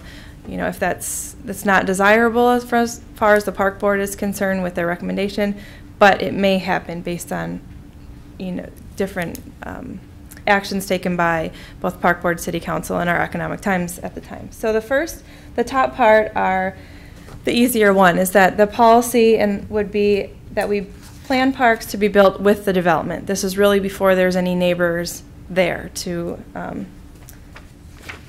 work with, because the houses haven't been built yet. So the first part would be that at the time of the development review, like we've always done when development comes in, and we will be getting some new development coming in here over the next year, is that we determine first and foremost what is our park plan and purpose for what we're taking. If a development comes in and is proposing X amount of land for parkland, we have to determine, do we really need that parkland? Do we want to park in that area? And if we want to park in that area, what size park and what is it going to include? If we decide we don't want to park in that area and we want to take cash, then we determine that at that point, and we set the plan for that specific parcel at the time that the development comes in, and the Park Board and the City Council will do that together. So if we're going to take another 13-acre park parcel like we just did with Green Meadows, then we have a plan in place and a vision for what we want there based on our needs and communication. The second step would be to receive the Parks and Recreation Advisory Board and City Council approval on a design, function, and the name of the park. Instead of naming parks after the development, we get a name right away so that we can identify with that as the houses are being built around it. They can identify that this is X park. But we also approve the design. So at the time we reviewed the development plans, we determined what our needs were for that park. Was it going to include just a shelter and a playground, or was it going to be larger and include a baseball field or a soccer field or a hockey rink? We've determined that already. So then staff will go back based on that determination, put a design together or two, get that approval and that blessing by Park Board and the City Council at that point with the name. Then we plan and we build the park with the development, whether that is how we've done the last couple of the developers built parks, is that they get, if they're giving a certain amount of land, then they also get cash credit towards building the park, and then they build it and we get it done right away. Or if we have cash in our park reserve and we want bigger amount of land from them, we've taken that and we've determined that X amount of dollars from our park reserve is building this park with that developer. And the fourth step is we post the plan for the development at the site. So we get a large board, as you see, you know, sometimes with new development, future home of this park, with a drawing of what our concept plan was that the Park Board and the City Council both agreed upon that was going to go there, so that it's in front of the public as it comes in case there's houses being built and people buying lots as we're building this park, then they can see what is actually going to be in their backyard. And the realtors can also sell all the same things, so they can tell this neighbor that this is what's going there, and they have to tell the other neighbor the exact same thing, because we've had in these last two developments we found we had different sellers or different realtors selling the houses and being told different things. So if we keep it all consistent. So that's basically, we keep it on our website, we keep it in front of the community, and the fifth step was that the Parks and Recreation Advisory Board then would review that process. So after every park that we build, after every time we go through this process, we reevaluate it. What worked, what didn't work, and if we need to make changes to this policy, we come back and we get those changes done. So that's the easy one, to build it with the developer, get it done right away. There's not waiting, there's no time elapsed with our needs changing. The second one is a little bit more more in depth, because it could be done over time, where our needs change, where our facilities change, our numbers change, the makeup of the neighborhoods that were planned to be around there may have changed. So basically the first part stays the same. During the development review process, we still set what that parkland is supposed to be. We still come up with the concept plans that the park board and city council agree on, and we become a name. Then from there, we post it in the development, so it's right there in front of what we're planning on as the concept plan. But with the next one, is step 4, is that each year during our budget process, I always bring forward to you our Park Reserve CIP, where we have it laid out what our plans are for this year, what should be going in each park. At this point, then we would reevaluate some of these parks that are out there as the houses are going in. Are our needs the same? Each year we look at that park and say, are our needs the same? Is it changing in any way? Do we need to revise the concept plan and get it out there in front of the community so that it still stays up to date, that this is the most current need for this park?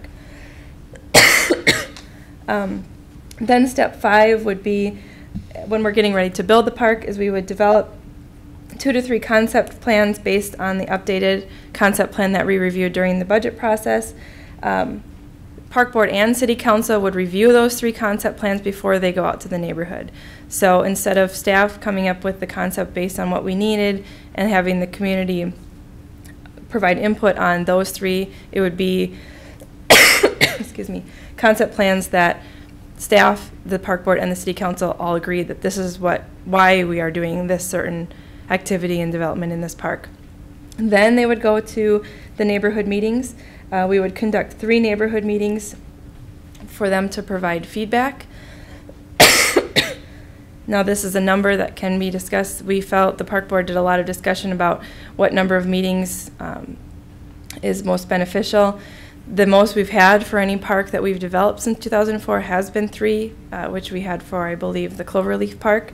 And it gives us time to revise our concept plans and bring them back for review each time before, and we need to have more time to do this process as well. We can't rush it, but it gives time for multiple feedback and multiple changes.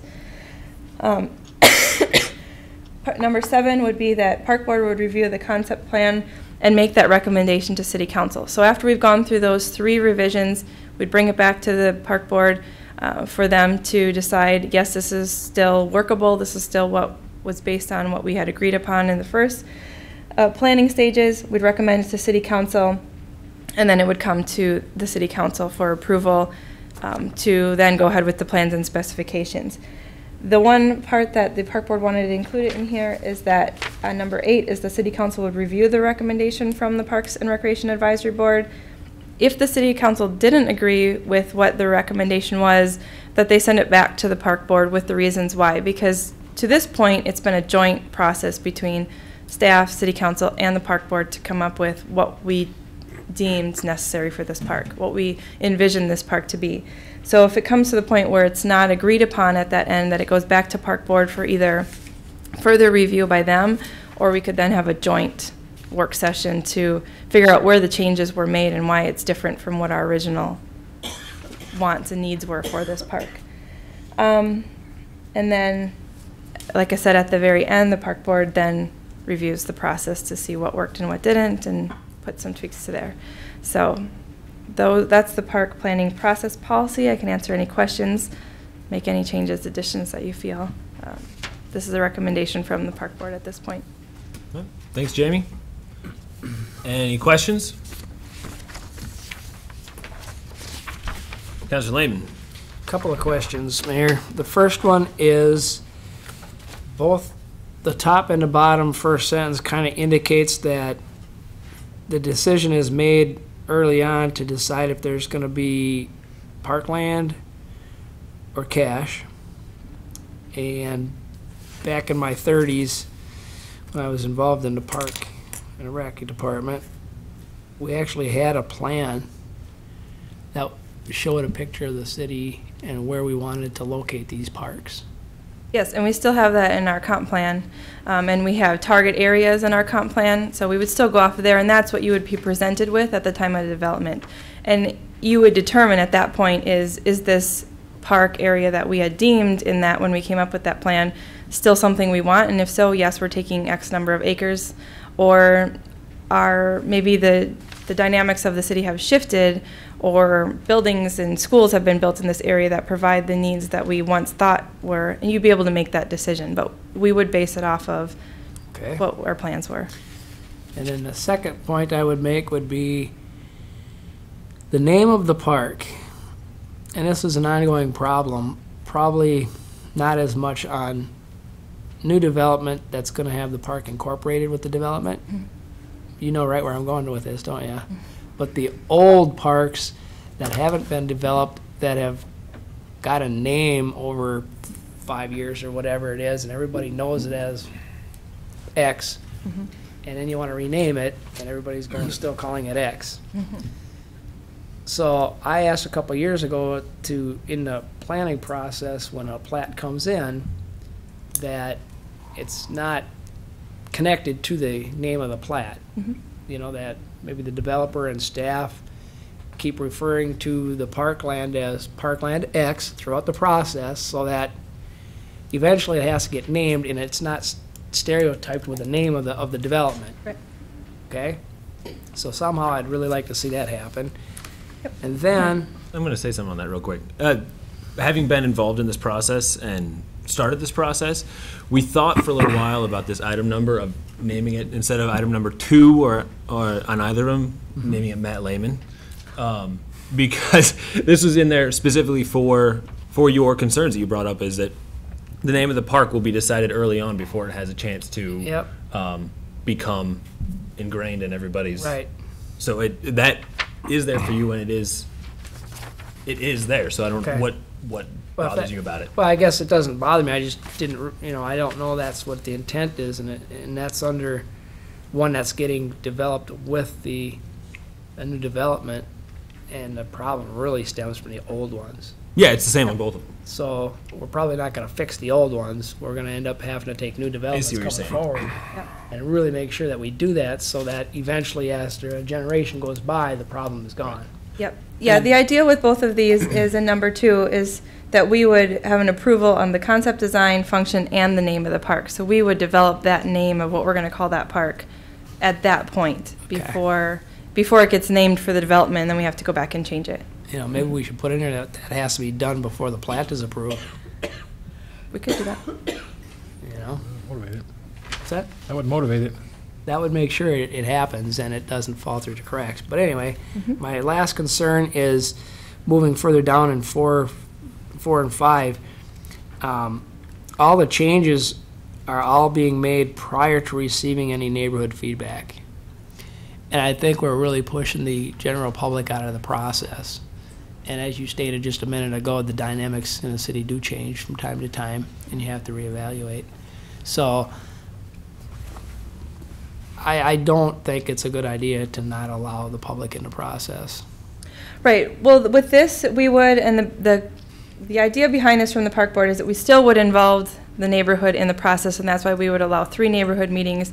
But we have to start somewhere, because if we've taken the land, in number 1, if we've taken the land for a specific person and we have purpose, and the city has agreed that based on what our needs are, our comp plan says, that all of that things, we took X amount of acres for this specific purpose. We determined that at the time we took that land. Otherwise, we shouldn't take land unless we know what we're going to use it for. But we've determined that in park number 1. But in this process, it's over time. So now people have moved in. They will get the input in the 3 neighborhood meetings, but they're not going to be designing the park from ground up, because that defeats the whole purpose of what the city council and the park board did when they took that land with what they had in mind. So this puts the city at the lead of putting together why we're taking the land, what we think our needs are, and yes, they may change, and that's why we allow the 3 neighborhood meetings, and we will do the revisions, and we listen to all the concerns, and we may end up with a completely different design after that process is over, and that's what the park board and the city council will review once that's all finished. But the coming up with the 2 or 3 initial designs in number 5 to bring forward to the neighborhood just gives a starting point for what to work on, and then we can go if the neighborhood has questions. For instance, with the Green Meadows, we started out with 2 baseball fields. We had a reasoning of why we were putting the 2 baseball fields in there to begin with. It completely changed when we got to the final product with 1 baseball field and 1 soccer field, and we were able to do that, but we had a starting point, and we had the reasoning, and we could stand in front of the neighbors and say why we are putting 2 baseball fields in there. Now with that process, because we didn't do the joint, because we didn't have the involvement of the park board and the city council prior to taking those concepts, we weren't as strong in our reasonings for what we were putting in there, because we needed to have the park board and the city council and staff all agree upon this is what's best for the city. Then we have that argument to the neighborhoods of really this is why we're putting this in there. Doesn't mean this is how it's going to be. That's why we're allowing the 3 neighborhood input meetings, but it's a starting point, and we have our reasonings for why certain land is going to be planned the way that it is. What I would rather see, having the public involvement, number 1, you have the park plan council and the park board are going to determine the park plan and the purpose of the park. Have your 3 meetings with the neighborhood, or 2 or whatever it is, and then come back with the park board after the meetings and see if it's still consistent with what the park board and the council had planned. I don't understand what you're saying. Yeah, say that. Okay, right now you're planning it with the city council and park board in number 1. Then you're not allowing any changes or any input from the public until after all changes are made, according to this. No, you're absolutely No. wrong. Yeah. Sorry, Jamie, you can take it. Well, the number 1 is happening during the time of the development process. So there are no houses, there are no neighbors. It's the number 1 of the second process. Right, but number 1 of the second process is still during the development process where there are no neighbors. So we are determining from a developer why we're taking land and what it's going to be used for. So number 1 is still during the development process on both processes. But number 2 is the planning parks that are planned to be built at a later date. Right, but we still have to start with something. So like with both of our last 2 parks, in 2005, the city council determined that you were taking land, and you were going to take land from 2 developments to make 1 large park. This is saying you're going to determine what the reasoning behind taking 13 acres was versus taking just 7 from one development and cash from the other. So number 1 is in both is still at the time of development of why you're taking that land. All right, I'll just cut right through the chase then. The problem is that we have appointed boards and commissions that are recommending bodies to the elected body. And they get a little cross and sore if the elected body doesn't totally agree with them at all times, okay? And what really has to happen is they have to recognize that they're an appointed body making recommendations, and we're not always going to agree with them, and that's just the way the process is. Now, if you want to minimize that, you're still going to have public involvement, because I'm elected to represent the people of Shakopee, okay? So to have a process that doesn't allow the citizens to have a voice in it, or you're basically having them come forward to have a voice in the process to when anything they say is going to be irrelevant. Matt, I think you're not understanding what the process is saying here, Okay. because this is, I'll just walk you through Green Meadows Park. What happened? In 2005, you took 13 acres from 2 developers. There was a concept plan that was put in place by the city council and staff of why we were taking 13 acres. It's been on our CIP sheets in our budget process every single year that you've looked at it through our budget process. This park was going to include multiple ball fields. It was an active use park. You know, there was a concept in mind of what we were going to use it for. There was never, Before anyone lived there. before anyone lived there. The whole reason why we took 13 acres. And then every year, I bring the CIP to you, we look at those plans.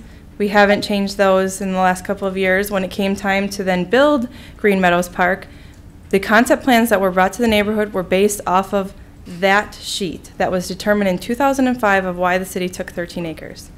When we took that to the neighborhood for input, they came back with input, but then the plan that was put forth in 2005 as an idea plan was not supported by the park board and the city council. There was not the good communication there, and if that was staff's fault, that's where we made the mistake of not keeping it in front of both bodies.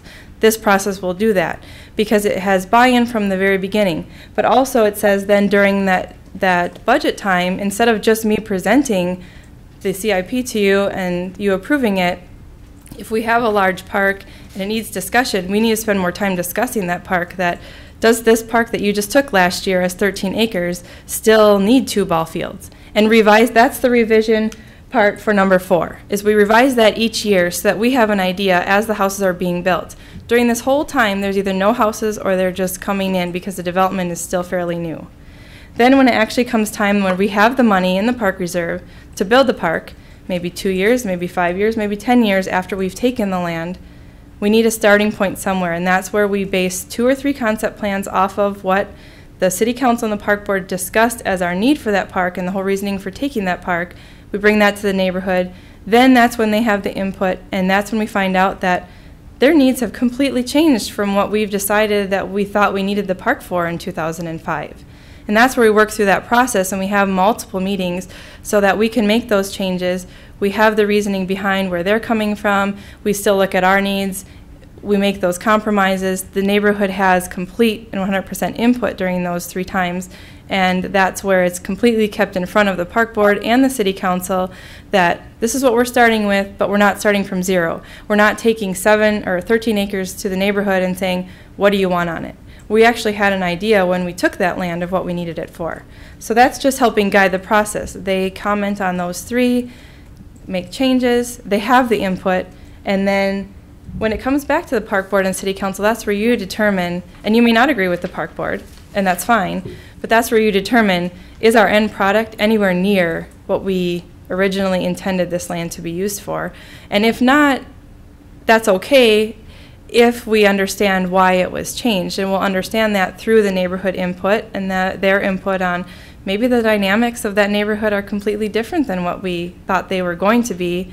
You know, if we thought there was going to be a lot of young families and there's not, you know, that will all change through that process. So this is not setting anything in stone that the neighbors won't have input on. It's basically just getting an idea of why we're taking a certain piece of property, and then through the years changing it to how our city dynamics change, but allowing them the input for the final product. Councilor Whiting. I want to thank you. This is well thought out. It looks like you put a lot of time into that. I do like the part about communicating with the neighbors, the sign on the space, you know, before or during the building process of those neighborhoods. I like the idea of having the concept and the major amenities planned for in advance. So we come in with a concept, maybe it's 25 badminton courses, I don't know. But we have that plan. We know that the city, that's our goal through the Parks Department. We got to remember that although these parks are in the neighborhoods and they're using them a lot, they're still city parks, and there's some amenities that the city wants to bring forward. And maybe we have a lack of the ball fields, you know, whatever it might have been, or the badminton fields. We want to plan ahead for that, and so if we're planning that, I think we need to have those conversations in advance. And even though the neighborhood has input on them, I think we have a concept plan. We bought 13 acres. I don't think we would have bought that many in the past. You know, we would probably had a few more houses in there if we didn't plan that for those 2 ball fields. So I like the idea of having that plan. I like the communications plan on it. But I think the major amenities, you know, are going to be hard to negotiate out with the neighborhoods, because that's what our needs are. Just a comment. Question, Jamie, are we going to begin this process with any existing parks that we've got now? Like start this process with Schuttrup or any of the other parks that we've got the land for currently. I think there are 2 other ones that we've got land for. Are we going to put it through this process just to get them caught up with where we're at, or what's the plan? Yeah, the idea, the park board at the last meeting is starting preliminary discussion on at least a couple of areas of use, because we've had multiple needs by associations for additional fields, additional lighted fields, specific fields, and we need to finally determine as we grow what different, like Tapa West has about 10 acres at Tapa that isn't developed. We want to bring an idea forward of what can we use that for, where our needs are. Schutrip is down the road, and on our CIP it shows beyond 2016, so it's nothing we have funding for, but we should start getting a plan in place based on our current needs and what our future needs are for our 2030 comp plan, for our growth, just to get an idea of what's going to be there. We don't have any, though, neighborhood parks that are within a neighborhood to do at this point. The ones we have are the community parks. Tapa is considered a community park. Schutrip will be considered a community park. Parcel 75 will be considered a community park. So yes, we should put this process in place to get an idea of what it's going to be used for. Okay. The only change that I'd like to make to it after having sat in this chair for a couple months is Park and Rec reviews process or a minimum of every 3 years on there, so that if we don't have any parks going on like we've got have had, that we at least have a mechanism in place for looking at it every few years and make sure it still makes sense. Nothing has changed, but just constant revision of it and updating. Councilor Lehman. I think I found the error, maybe. Okay, so I'm going to use your analogy that we went through this green field on this bottom section of this sheet. So now the park has changed dramatically, and now we're down to number 7. The public has been involved. The park has changed dramatically. Now it goes to the park board, right? It's recommended to city council. Are they recommending it in its changed form or not? Yes, they would be recommending whatever came out of the last neighborhood meeting as far as changes. And they would take the feedback, because the park board will go through the same process where they'll have the meeting where they're discussing these, and they'll allow public input at the meetings. So essentially there'll be another neighborhood meeting. We just won't be out in the neighborhood. It'll be at a live park board meeting, as all the meetings are, and then they'll come up with a concept plan if something needs to even be changed then. so we still have the conflict between the revised number 1, because originally the park board and the city council agreed on the plan and the purpose for the park, and now it's substantially changed by the time we get to 7. Now the park board's sending it to the city council, and now the city council, if they don't want it changed, is going to reject it and send it back. So somewhere in number 7 and 8, we need to, if there's massive changes from number 1 through that neighborhood process, the city council and the park board need to get on the same page prior to. Yep. And I guess I assumed that and I could probably put it in here as far as writing, but I feel that would be staff's job to make that communication open. So we would document all the changes and the reasons for the changes, so that when it comes to you, it's in my staff memo as to this was what we started with, this is what we end with, and these are the reasons why we're ending.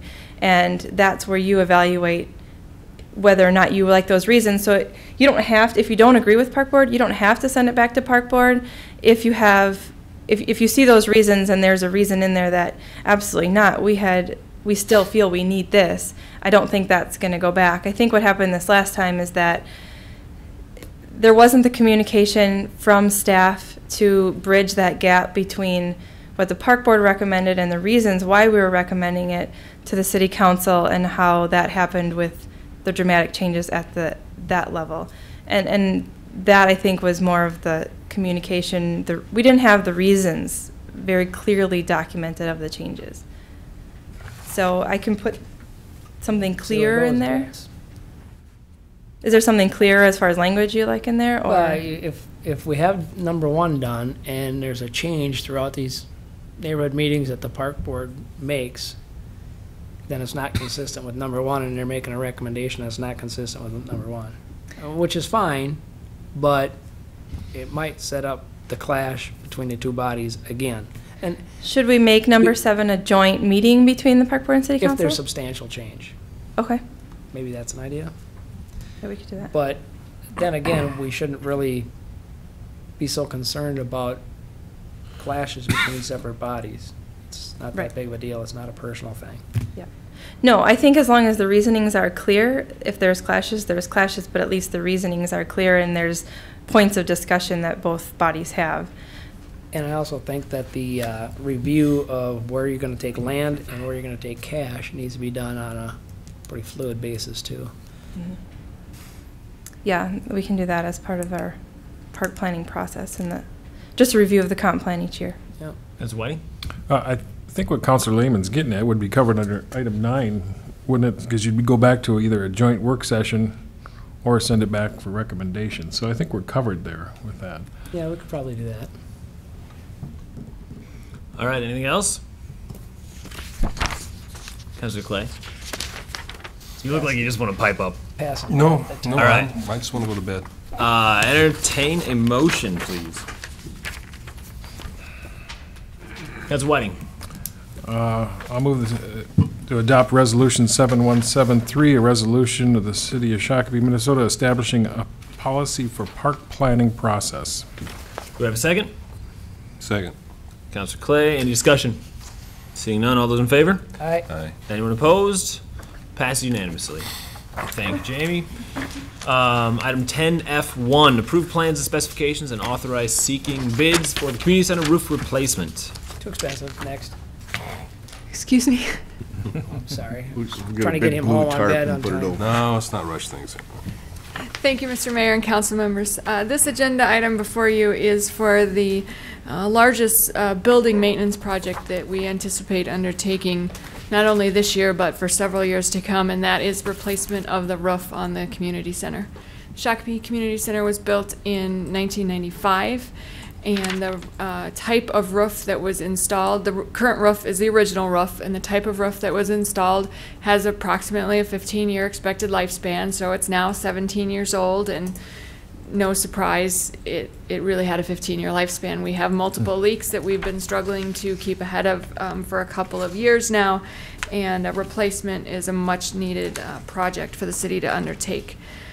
We talked about this back in August, and at that time the council ordered the preparation of plans and specs and authorized the hiring of Skyline building envelope consultants. Rather than using an architect for this very technical roofing project, a building envelope consultant kind of specializes in the exteriors of buildings. And this particular consultant came to us recommended by the Shakopee School District. Our consultant at this point has completed the plans and specifications that you ordered, and the action requested before you tonight is authorization to actually advertise for bids. So the requested action tonight does not spend any money. It does not make any final decisions about the type of roof that will go on the community center. It simply authorizes staff to proceed with the public bidding process, which includes placing notices in the paper, doing a bid opening, etc. There is a very large price tag for this project. Depending on the type of roof that the city ultimately goes with, the project could approach or slightly exceed $1 million. The funding source for this project is the city's building fund. That fund has a current balance of about $7.3 million. The money in that fund comes from our various city departments paying rent for the buildings that they occupy every year out of their operating budget. It's a process that allows us to set aside money for exactly this kind of project. Year after year, it keeps the tax levy and the operating budget stable and allows us to have this kind of money on hand when a project such as this does arise. The scope of the project would be a complete replacement of the entire roof surface. The roof is divided into sections at different levels, so the roof is at one level over the gymnasium, a different level over the ice arena, a different level over the front lobby. But it really is the entire roof except for the very small metal roof that's on the peaks in the front of the building. That is not impacted by this project. It's the entire flat surface of the roof. So it's a complete removal of the existing roof and replacement. It also encompasses the installation of an interior access to the roof.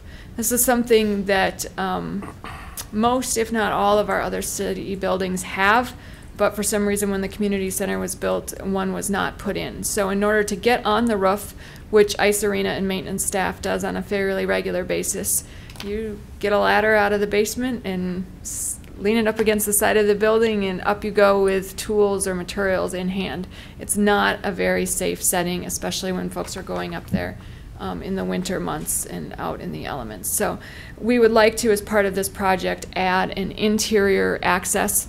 It'll be a kind of a ship's ladder with flat rung stairs and two grab bar handles. You would go up inside to a roof access that opens up and puts you out on the roof. Additionally, it would add ladders to the places where the elevation of the roof changes, because again, right now we store a ladder up there that can be leaned up against the different roof sections so that you can get from roof section A to roof section B and so on, from space to space. So not a particularly ideal thing. The third component of the project has to do with the cooling tower for the ice arena that is located on one section in the specs. It's called section B of the roof. This is the cooling tower. You can see that it's piped down into the ice arena below, and it sits directly on the roofing deck at the moment. It's going to have to come off in order to replace the roofing underneath that spot, and it's recommended that when it goes back on, it be put on some kind of elevated surface. That could be as simple as kind of a curb surface that's poured up and elevated from the roof platform, or more of a metal base that would stand it up with, daylight and the ability to reach underneath there. That will allow us to access the roofing surface underneath for future repairs and replacements. I think the last thing I have is the process for seeking bids on this project.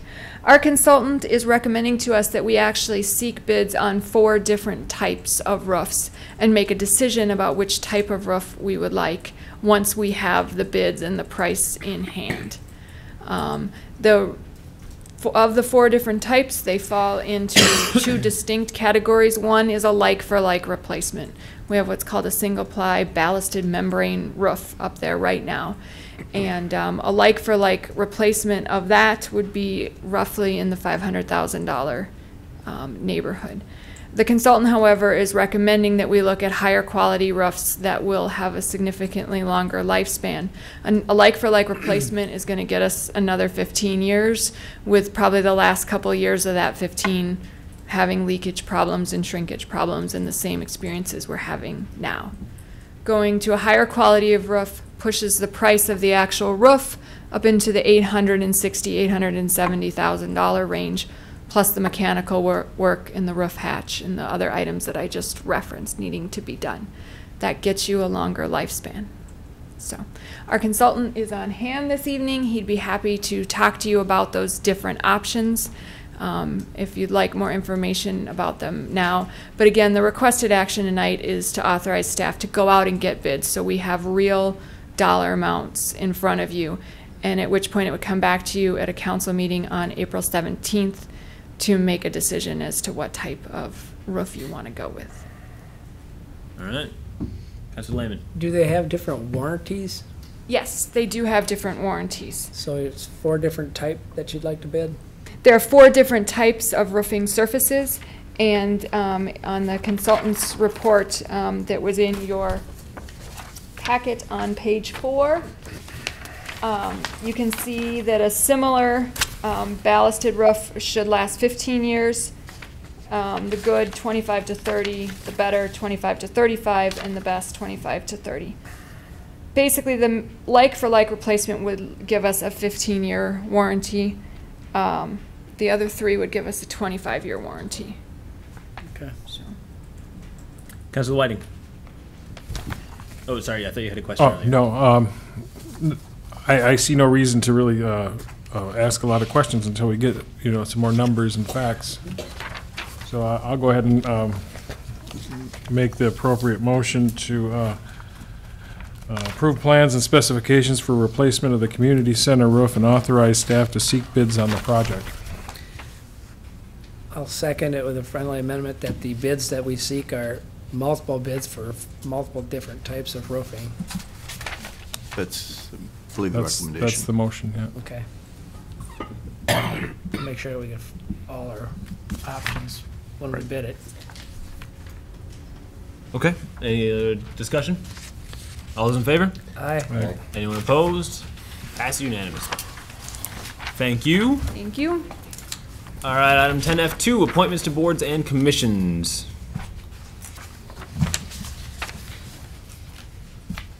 Mr. Cox. Mr. Mayor, members of the City Council, there are a number of terms expiring on various boards and commissions, expiring the end of February or until their successors are appointed and qualified. A number of applications were received. You made nominations for all of the applicants at a previous meeting. Interviews were conducted by an interview committee of the 29 applicants. On the interviewing committee was Mayor Tabke, Councilmember Whiting, and a member of each of the respective boards who were interviewing candidates for their respective boards.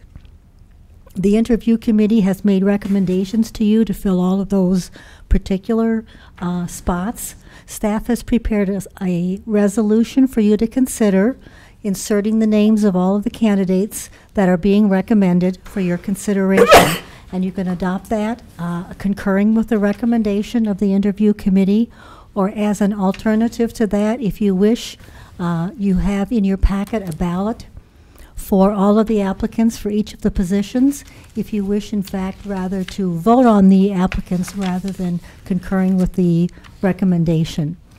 And if you care to do that, I don't know if you've already filled those out. You might want to recess to give the council members an opportunity to do that, to give the staff an opportunity to tally those, and then reconvene, at which time an announcement can be made of the result of that. And then there's also a resolution prepared that's got blank names, where then you could insert the names as a result of the balloting. So you have two options to go depending upon how you wish to proceed. All right, thank you. Any discussion? Councilor Whiting?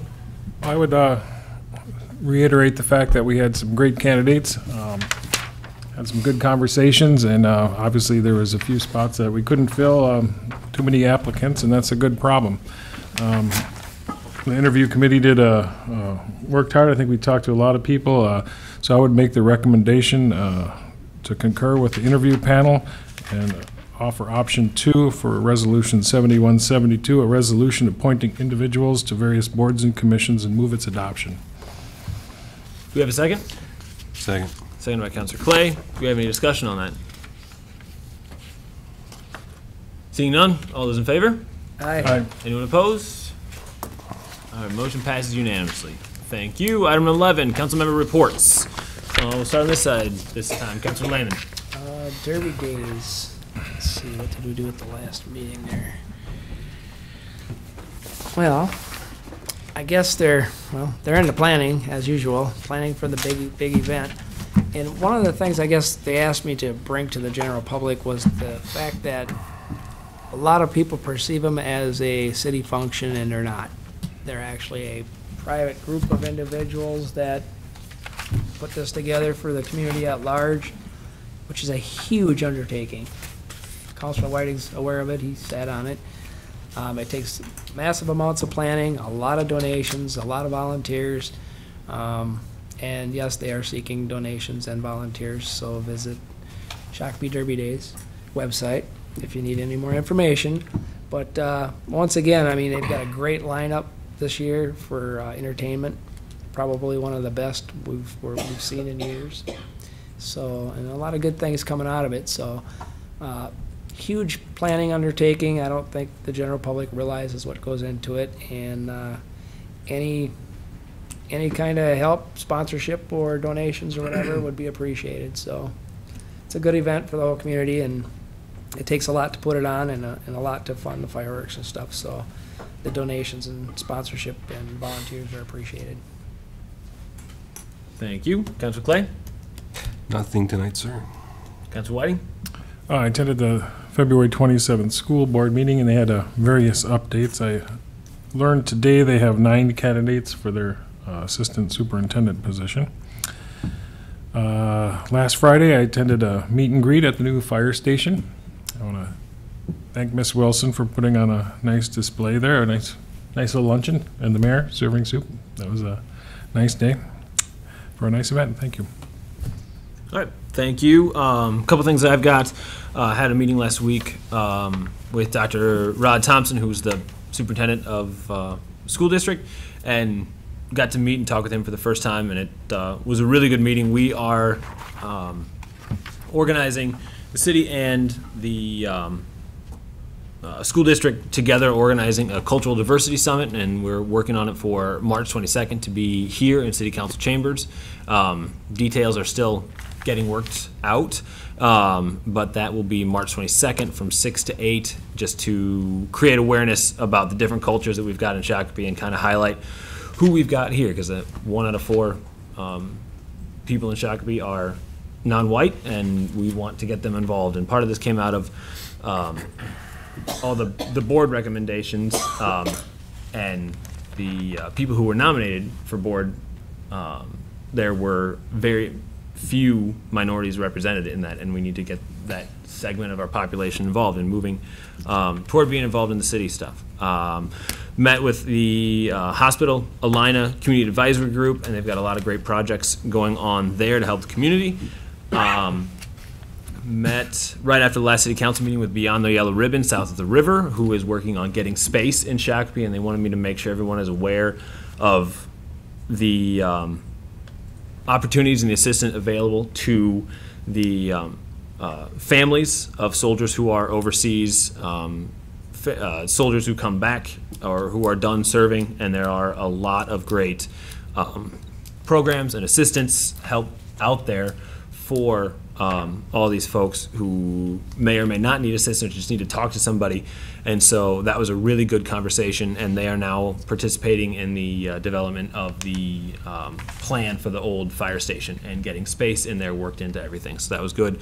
Then 2 Saturdays ago, I had one of the coolest experiences I've ever had, and was able to participate in St. Paul at the River Center, a program called Serving Our Troops, and they invited a lot of mayors throughout the state who had soldiers overseas, and Mancini's grilled 13,000 steaks. There are 10,000 steaks that were served in Kuwait and Iraq, and 3,000 steaks that were served to family members at the River Center. The place was packed with people, and so they invited all the mayors on stage, and First Lady Obama gave a little speech via video conference, and then a lot of folks, Senator Klobuchar, Representative McCollum, and a lot of people were there.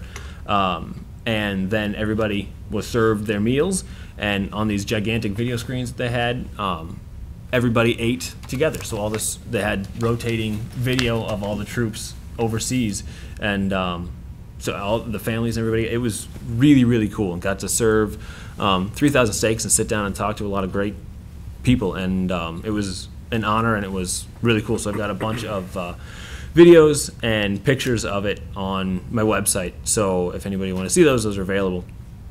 And then 2 more things. One is Sweeney Elementary. I went to their junior achievement, and they had recently elected a mayor. Barb Danielson invited me, and so I talked to 5th grade classes, and it was a lot of fun. They asked a lot of questions and had questions prepared, and so we had a really good time talking about government and involvement in government and how it works and helps everybody in their day-to-day lives.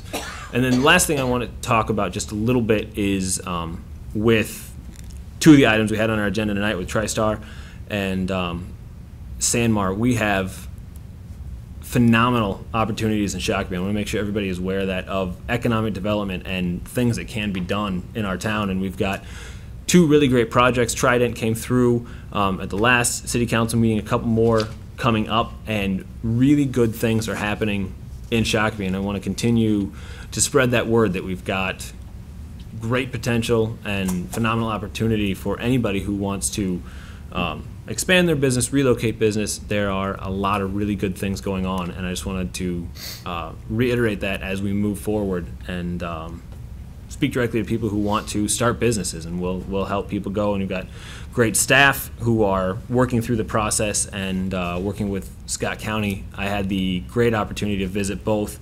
TriStar's headquarters in Faribault, and it was a phenomenal operation, and then sit down with the folks from Sanmar and just talk about what their companies mean. And we are getting, with those two specifically, getting two really great companies coming to Shakopee. So I am excited about that, and I hope everybody else is as well. Item number 12, other business. Just one last comment. I saw we had some marketing on Saturday Night Live. Wonder if any of the city staff had any writing with that, or? We were as surprised, I think, as everyone. Just thought I'd mention that, but any plug is a good plug, so. Mad props to Gloves. Did Miss Obama have healthy food at this luncheon? It was very healthy, yeah. It was good stuff. It was one of the best steaks. Just this awful little plastic fork, and it went straight through it without any issue. It was so good. And then that was after they'd been sitting for like 20 minutes, half an hour, just waiting to be served and stuff. It was really good. Any other discussion? All right, I'll entertain a motion to adjourn. Item number 13. So moved. Second. This would be to next Tuesday, the Tuesday, the 20th, 13th. at Shakopee Public Utilities at 5 p.m. What's that for? Tuesday the 13th, excuse me. Thank you. This would be for your 5 o'clock, objective public discussion. utilities. Do we have a second? These two did the first and Second. second. Second by Councilor Whiting. Any discussion? All those in favor? Aye. Aye. Aye. Anyone opposed? Sort of, kind All time we'll try right, harmony. passed unanimously. The meeting is adjourned at 9:32. Thank you, everybody.